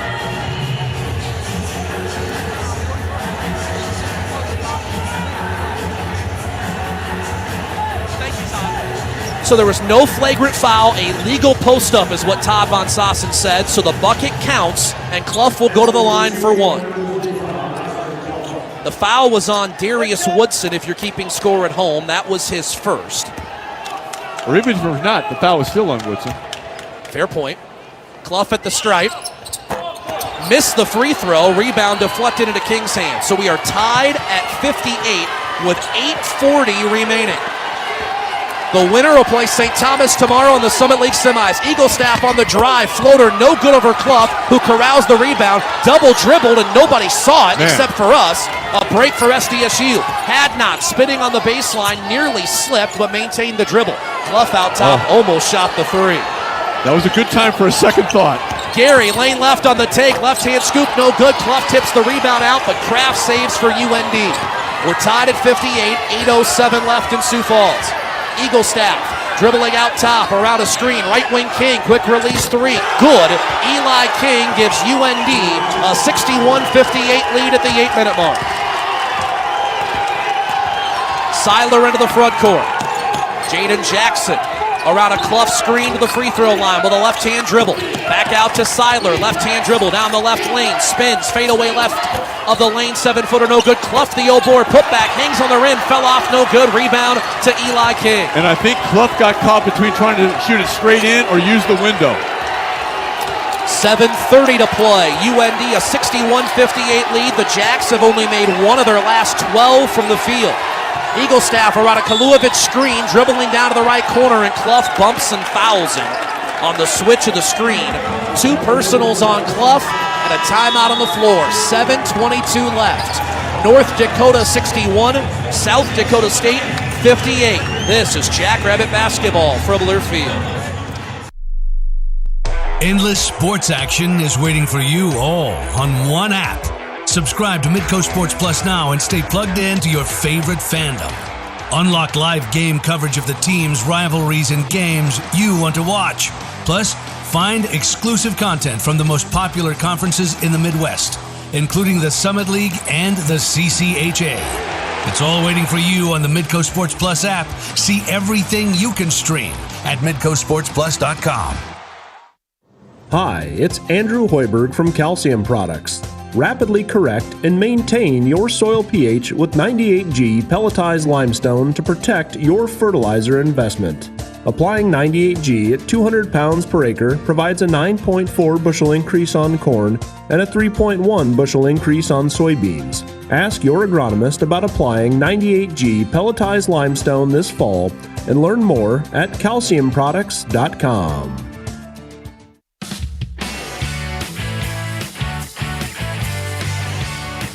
7:22 remaining in the Denny Sanford Premier Center in Sioux Falls quarterfinals of the Summit League men's basketball tournament. 6th-seeded North Dakota has a 61-58 lead on the 3rd-seeded Jackrabbits. Your SDSU headquarters is Cubby's Sports Bar and Grill. They have over 60 televisions, award-winning wings, burgers, sandwiches, wraps, salads, and more. Stop by before or after the game to Cubby's Sports Bar and Grill, Main Avenue, downtown Brookings. SDSU started this half so strong, built up a 14-point lead, but UND has turned things around in a huge way. What's been the difference here lately? They've done a much better job, have the Fighting Hawks, of clogging up the lane and taking away transition opportunities, which allowed SDSU to extend their halftime lead up to 14 at one point in time. And then Eagle Staff able to just get going from behind the arc and dribble drives. And Eli King, who was scoreless in the first half, 10 points here in the second stanza to help the cause for UND. Fighting Hawks have outscored the Jacks 26-9 over the last 8 minutes and change. UND with a 3-point lead. It'll be Fighting Hawks ball. Inbounding on the near sideline, Eli King. King looks right, looks left, finds Eagle Staff, who has scored 41, a new Summit League tournament record. Eagle Staff dribbles up top, Gary a hand in his face, shot clock at 10. He'll dribble right wing, now takes it back inside the lane, lost the handle, deflected out of bounds by Moores. With 6 on the shot clock, UND maintains the ball. Left baseline, it'll be King to inbound. Rob Klinkafus, the associate head coach, popped up for SDSU and yelled, "Watch the curl." King to inbound it, directing some traffic. Finally inbounds left wing. Kaluovic rises, fires, misses the 3 off the bridge of the rim. Matthew Moores the rebound on the right block for SDSU. 7 boards, 10 points for Moores tonight. And you have to find a way to force feed the ball into Clough here in some way. Clough screens for Gary, who goes lane right to the 10. Layup hung on the rim and fell off, no good, but free throws are coming as Gary draws the whistle on the foul on Zach Kraft. And that is Kraft's third personal foul. And I want to give Kalen Gary a lot of credit. You can tell, Tyler, he is battling that foot injury. He just doesn't look the same. He hasn't been able to elevate. Made point right there on the free throw, just not able to extend. Gary left it short.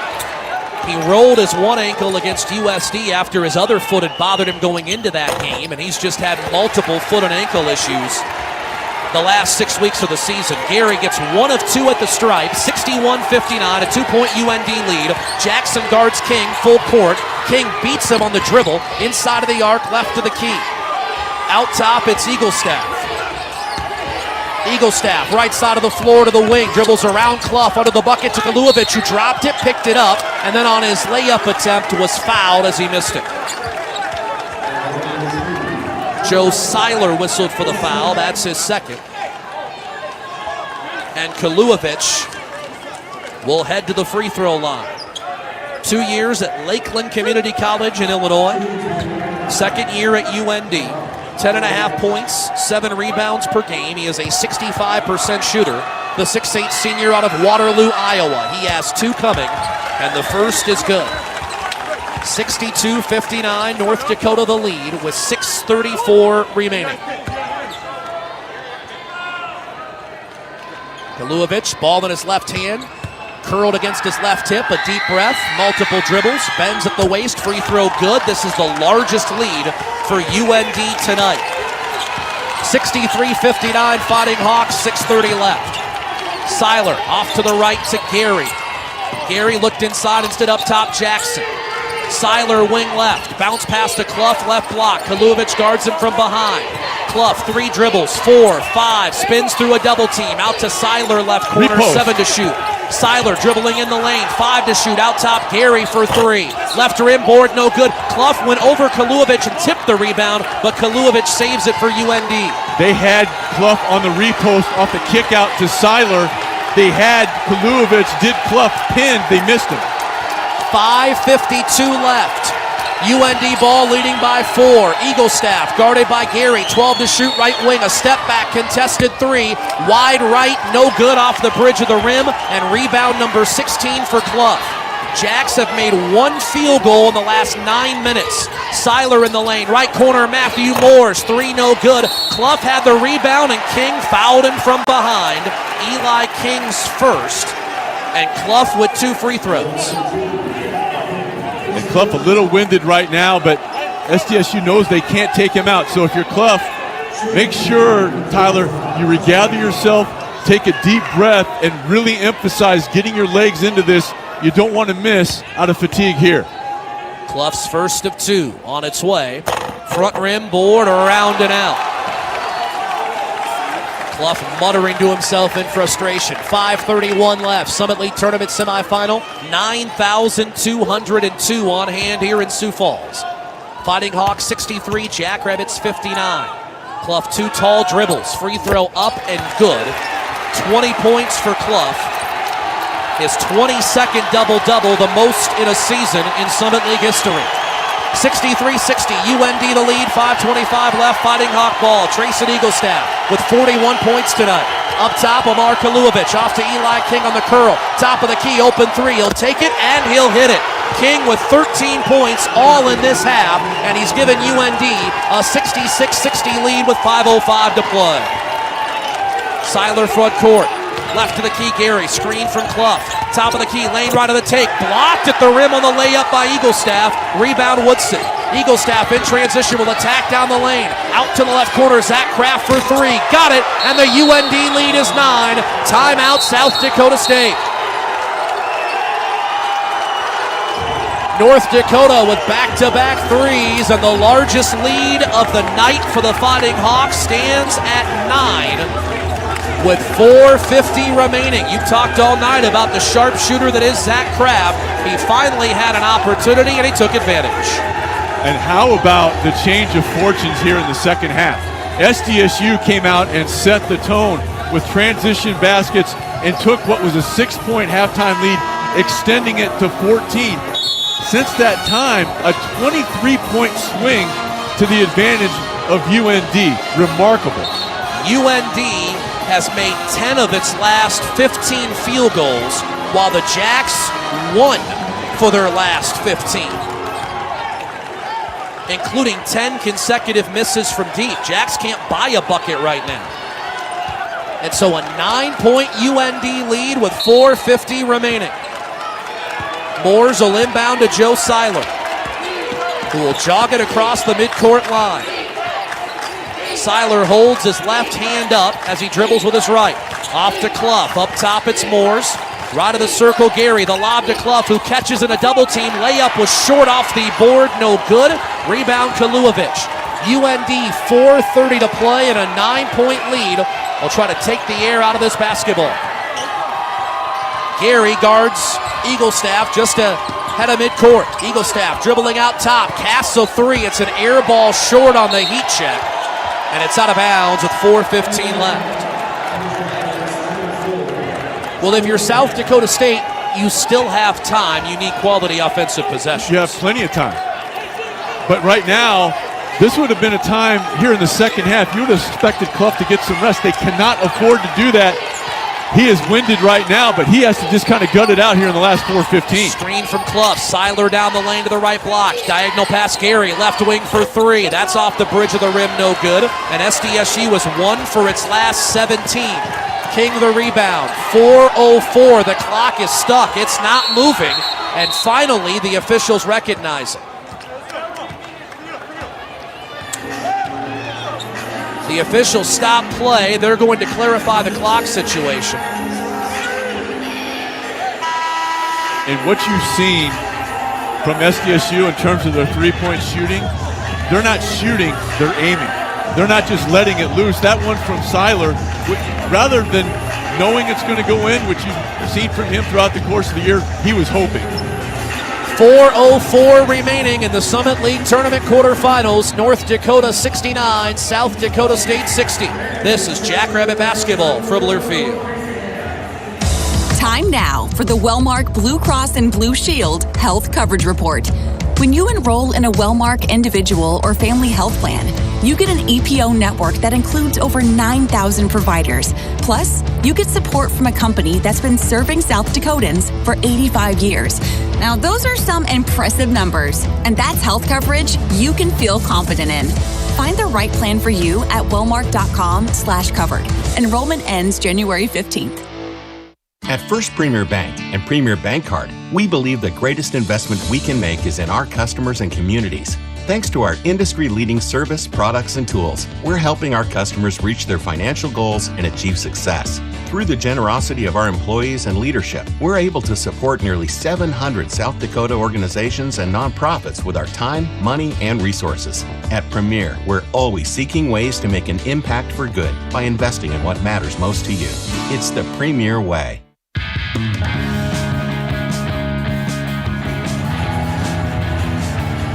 3:52 remains in Sioux Falls. Summit League Men's Basketball Tournament quarterfinals. 6th seed North Dakota with its biggest lead of the night. UND a 69-60 edge over South Dakota State. Today's game brought to you by Sanford Orthopedics and Sports Medicine. You do not need an illness to need a doctor. Better healthcare starts with regular wellness checks and a familiar face who knows you. Call your local Sanford Health Clinic to schedule a visit. Jackrabbits built up a 14-point lead early in this half. Kalen Gary scored a layup 4 minutes into the half. The Jacks have one field goal since Sean Morris. They're 1 for their last 17. And 0 from 8 from three-point range in the second half. And the other thing that hops out at you, and they struggled from the foul line at Denver, 13 of 23.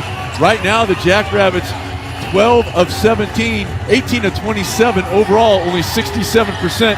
This is a team that came in shooting 75% from the line on the year. UND's Trayson Eaglestaff, a Summit League single-game tournament record, 41 points, but Eli King, with 13 all in this half, has been the killer. UND possession, Trayson Eaglestaff with the basketball, dribbling right side of the floor. 10 to shoot, Gary all over it. Out near center court, Eli King. Ball tripped by Gary off of the right ankle of Eli King out of bounds. Gary forces the turnover, UND's 9th. And what has happened is because King has gotten going, Jackson has had to guard him. So Gary, with that ankle injury, has drawn the assignment of Eagle staff. Seiler in the lane. Gary left wing, a wide open three. Strong on the rebound to Kraft. Jackson fouls him. Number 7 on SDSU, and the Jacks are 1 for their last 19.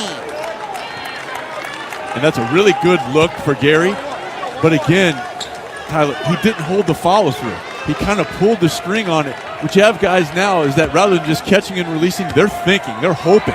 Kraft has shot 4 free throws all year, but he swishes the first. How much of it is being gassed? How much of it is the injury, you think, to Gary? I think there's a little bit of injury, but I think the other thing that has also crept in with all the three-point shooters, it's above their shoulders right now. So Kraft hits both free throws. It's an 11-point UND lead. Jackrabbits a mountain to climb with 3:22 left. Seiler, top of the key, spots up. His three is short. Gary runs down the offensive rebound, top of the key. Between his legs, dribble on King. Right wing Seiler. He works in the lane. Fade away, high arcing jumper, and air ball short. Rebound Kaluovich. Jacks have 1 field goal in the last 12 minutes. UND leads it by 11 with 3 minutes to play. Eagle staff right wing. Kaluovich out top to Eli King. Woodson, right wing Eagle staff. Back to the bucket above the three-point line. Left-hand dribble, right angle, out to Woodson, who will attack right baseline. Layup, hangs on the rim and falls in for 2. First points for Woodson. North Dakota is on a 10-0 run. They lead it by 13, 2:37 left. Seiler, left wing Gary, hesitates, dribbles in the lane. Out top, Jaden Jackson, the freshman's three, strong. Rebound by King. Long outlet to Kraft, who will cradle the ball and slow things down in the front court with 2:22 left and a 13-point lead for the Fighting Hawks. Eagle staff in the center circle, Rada Kaluovich screen. Guarded by Gary. Shot clock at 10. Screen from Kaluovich. Lane right on the take and a foul on the way up. Jackson and Gary both were there. Call will be on Jaden Jackson, his third. Tyler, again, the change of momentum in about the last 14 minutes of clock time, nothing short of astounding. SDSU came out and set the tone, got open layups, they got transition baskets, they had a bounce in their step. And since building that 14-point lead, how about a 27-point reversal during that course of time? Remarkable. Trayson Eaglestaff misses the first. Eaglestaff 14 of 27 from the field, 8 of 18 from 3, and now 6 of 10 at the stripe. That's 42 points for Trayson Eaglestaff. And his second 40-point game of the year. Earlier, he put up 40 against the Crimson Tide of Alabama in Grand Forks. Seiler fouled on the layup attempt. He'll shoot 2. By the way, that's a new North Dakota Division I era record for points in a game, 42 for Eaglestaff. Seiler at the stripe as SDSU has made 1 of its last 21 field goal attempts. Seiler does hit the free throw to finally end the bleeding. It's 74-61 UND, 2:01 remains. Seiler's second is up and around and in. 12-point UND edge, 2:01 left. Full court pressure here as Eaglestaff, a bounce pass inbound to King. Jack's trapped. King passes off to Kraft on the far sideline. Back to King. Count is on. Jump pass front court through the hands of Kaluovich. Stolen by Clough. Outlet Jackson. Left wing 3. It's halfway down, popped out. Rebound Eaglestaff for UND. He splits a double team, dribbling down the right lane, and Jackson fouls him at the 143 mark. There was a crack there provided by UND, and the Jacks miss another field goal. And this is stunning. And Jackson is fouled out of the game. That's his 5th.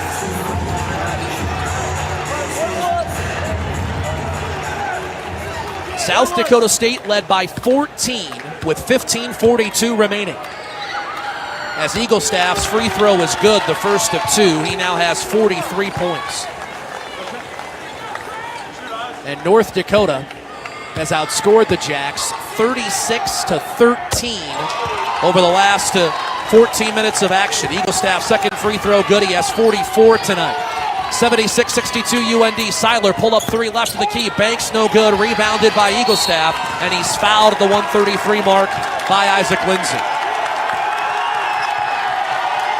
And the limited number of Fighting Hawks fans behind the bench standing up and applauding and waving to the 9,000 Jackrabbit fans in attendance. What a second half by Paul Sather's Fighting Hawks. Just from the SDSU standpoint, just stunning. Yeah. Absolutely stunning. Jackrabbits 28-9 all time in this tournament. Both free throws good. Only 3 quarterfinal losses previously. As Seiler in the lane with 1:28 to play out to Hadnot. Deep three right wing, that's long. Clough taps the rebound out to Seiler. His deep straight on three around and out. Clough the O board. His putback is no good, but a foul with 1:18 remaining. Zach Kraft whistled for his fourth. Jackrabbits are 15% in this half. They are 2 of 28 from 3 in this game.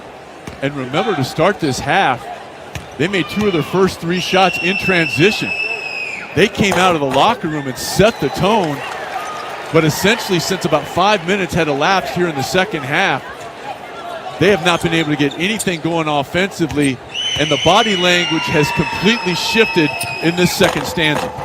Clough hits both free throws, 22 for him. Jackrabbits are down 14 with 1:18 remaining. Eagle Staff, the baseline inbound to King. Jacks will trap him. King jump pass center of the floor. Kaluevich outlet to Kraft, who will go in for an easy layup on the right block for 2. 80-64 UND, 1:07 left. Seiler across the timeline using a screen from Clough. Out to Clough left wing. He'll let fly with a 3, and it's good. Timeout South Dakota State. Clough with 25. Just the 3rd triple of the night, first of the half for South Dakota State. And with 59 and 9/10 of the second remaining in this game, it is North Dakota 80 and South Dakota State 67. Stay tuned for our first Dakota National Bank postgame show. Rob Klinkafus, the Jackrabbit Associate Head Coach, will join us. We'll have final stats and more coming up. And Tyler, this is a team in UND, we talked about it before, 32% from 3 on the year. 41% from behind the arc. Now, Eagle Staff, a big reason for that, going 8 of 18, but after being held scoreless in the first half, Eli King, 13 points since the break, 3 of 6 from deep.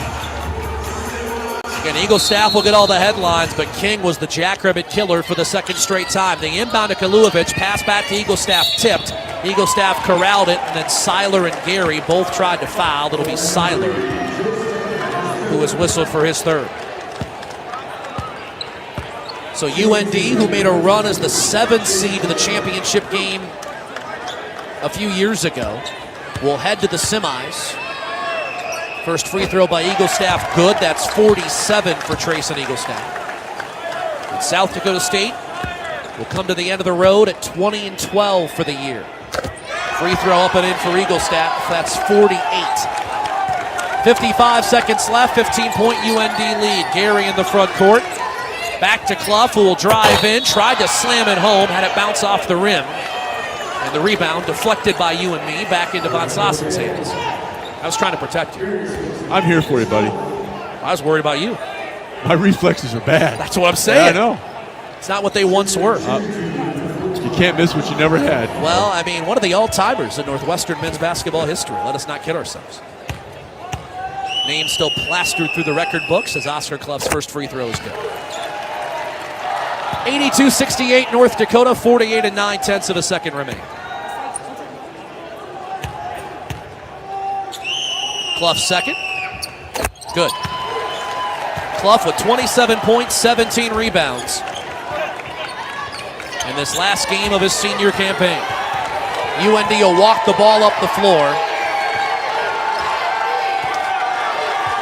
40 seconds left, 20 on the shot clock. As UND and its fans are well aware of what they are about to accomplish. 10 to shoot, Eagle Staff spinning, fadeaway 18-footer, good, and a foul. Oh my goodness, a 50 spot for Eagle Staff, and he knew it. He raised up immediately and put a 5 up with his left hand and cupped a 0 with his right. Eagle Staff knew what he just accomplished, and he's to the line going for 51. Tyler, I was in Grand Forks when he put that 40-point performance on Alabama. One of the best I've seen in person in the last 10 to 15 years. But he has surpassed that here tonight. Free throw by Eagle Staff is good. He'll come out of the game to a hero's response on that UND bench. A big hug from Paul Sather. 26 seconds left. It's 85-69 North Dakota. Seiler across the timeline, and he'll just dribble things out. 12 seconds on the clock will run.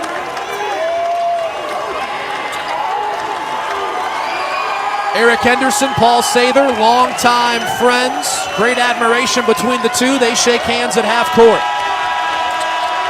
Trace and Eagle Staff, a Summit League tournament single game record, 51 points. And North Dakota has eliminated South Dakota State from the Summit League tournament with an 85-69 win in the quarterfinals.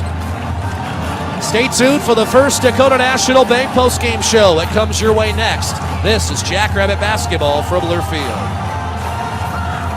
Endless sports action is waiting for you all on one app. Subscribe to Midco Sports Plus now and stay plugged in to your favorite fandom. Unlock live game coverage of the teams, rivalries, and games you want to watch. Plus, find exclusive content from the most popular conferences in the Midwest, including the Summit League and the CCHA. It's all waiting for you on the Midco Sports Plus app. See everything you can stream at midcosportsplus.com.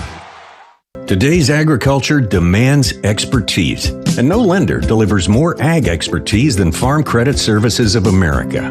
More than simply having the financial products and services you need to do business, we have the knowledge and commitment to help grow your business. From financing the next season to growing the next generation, we work to achieve your goals. We're Farm Credit Services of America. Call 800-884-FARM. Agriculture works here. Hey Jack fans, this is Audrey and Isaac, directors of treat giving at the Canine Country Club.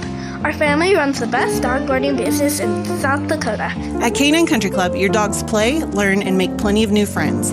Our boarding services are currently offered in Brookings and Aberdeen. For more information, visit our social media at Canine Country Club SD or check out our website at caninecountryclubsd.com. Go big. Go blue. Go Jacks.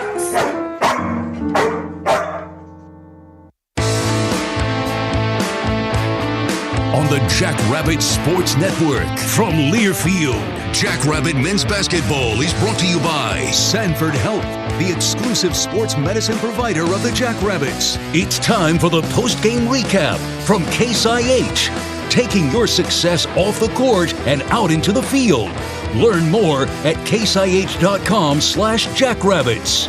And now it's time for the First Dakota National Bank post-game show, featuring a complete recap of the game, plus comments from head coach Eric Henderson. The third-seeded South Dakota State Jackrabbits, an early exit from the Summit League tournament at the hands of the sixth-seeded Fighting Hawks of North Dakota. UND 85, South Dakota State 69 is your final. This is the First Dakota National Bank postgame show. First Dakota has been serving the people of South Dakota with dependable banking solutions for more than 150 years. First Dakota, it's where the locals go. Alongside Sean Morris, I'm Tyler Merriam. SDSU started the second half very hot, built up a 14-point lead with 15:42 to play. And then SDSU would be outscored by UND 50-20 over the last 16 minutes of this game. And SDSU, after starting 19 of 41, Sean, made one of its next 25 shot attempts. I mean, that is just stunning. And a lot of those coming from three. what did they end up, 3 of 29 from behind the arc? The final numbers in all for South Dakota State, the Jackrabbits go 3 for 29, 10% from deep. You have to give a ton of credit to UND, because after that initial thrust by the Jackrabbits coming out of the locker room, UND decided, hey, look, we're not just going to give the help on Clough. We're going to gap everybody and gap shooters, and let's just see if they can beat us over the top. And as that half unfolded, Tyler, we mentioned it throughout the course of that second 20 minutes, SDSU wasn't shooting the ball. They were aiming the ball. And that has not been something that you've seen all year from guys, but they were not shooting it confidently. They were hoping the ball would go in. Oscar Clough, a new Summit League record with 22 double-doubles. Trayson Eaglestaff with 51 for UND, the most points ever in a Summit League tournament game. He obliterated the previous mark of 38 by Bill Edwards of Wright State back in 1993. He's the only player in the country with multiple 40-point games this year. UND a winner 85-69 over South Dakota State. We'll talk to Rob Klinkafus. Final thoughts, stats, and more coming up when you return. This is the First Dakota National Bank postgame show, and you're listening to Jackrabbit Basketball from Learfield. With the Jackrabbits, every pass, shot, layup, and score is more than just part of the game. It's a testament to the teamwork, elbow grease, and can-do attitude it takes to win. In the same way, Case IH knows every successful farm is more than just a farm. It's the product of top-notch tillage, planting, harvesting, hay, and forage equipment at the hands of hardworking growers. Get a slam dunk by visiting your local Case IH dealer or go to caseih.com/jackrabbits to learn more. Go Jacks! Crop Plan retailers understand more than just seed, because it takes more than just seed to succeed out there. They deliver high-end genetics and the latest trait technologies, plus a whole lot more. Crop Plan brand seed retailers know how to fertilize, protect, and optimize the performance of each hybrid in your specific agronomic environment. They've done the research it takes to get winning results in your fields. Maximize your potential and choose Crop Plan brand seed this year. Find the seed you need for every acre and your local retailer at CropPlan.com. Go big, go blue, go Jacks. South Dakota farmers are working together and growing together to give the next generation every advantage. The South Dakota Soybean Research and Promotion Council represents the farmers of South Dakota in making decisions for investments of the checkoff. We're joining forces to generate cutting-edge techniques, explore emerging global markets, and enhance the future of South Dakota soybean growers. Together, we're Generation Soy. Learn more about Generation Soy and the South Dakota Soybean Checkoff at sdsoybean.org.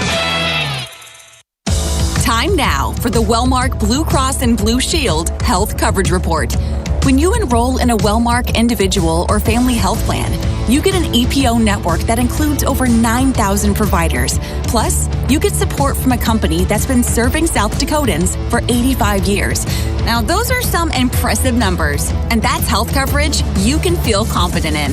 Find the right plan for you at wellmark.com/covered. Enrollment ends January 15th.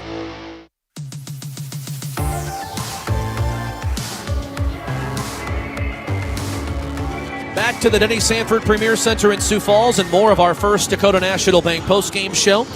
The South Dakota State men's basketball team sees its season come to an end tonight. 85-69, North Dakota turns back SDSU. Again, the Jacks had a 14-point lead early in the second half, and UND ends up winning by 16. Our play of the game is brought to you by Bud Light. It takes us back to when the Jacks were full of energy in the first half.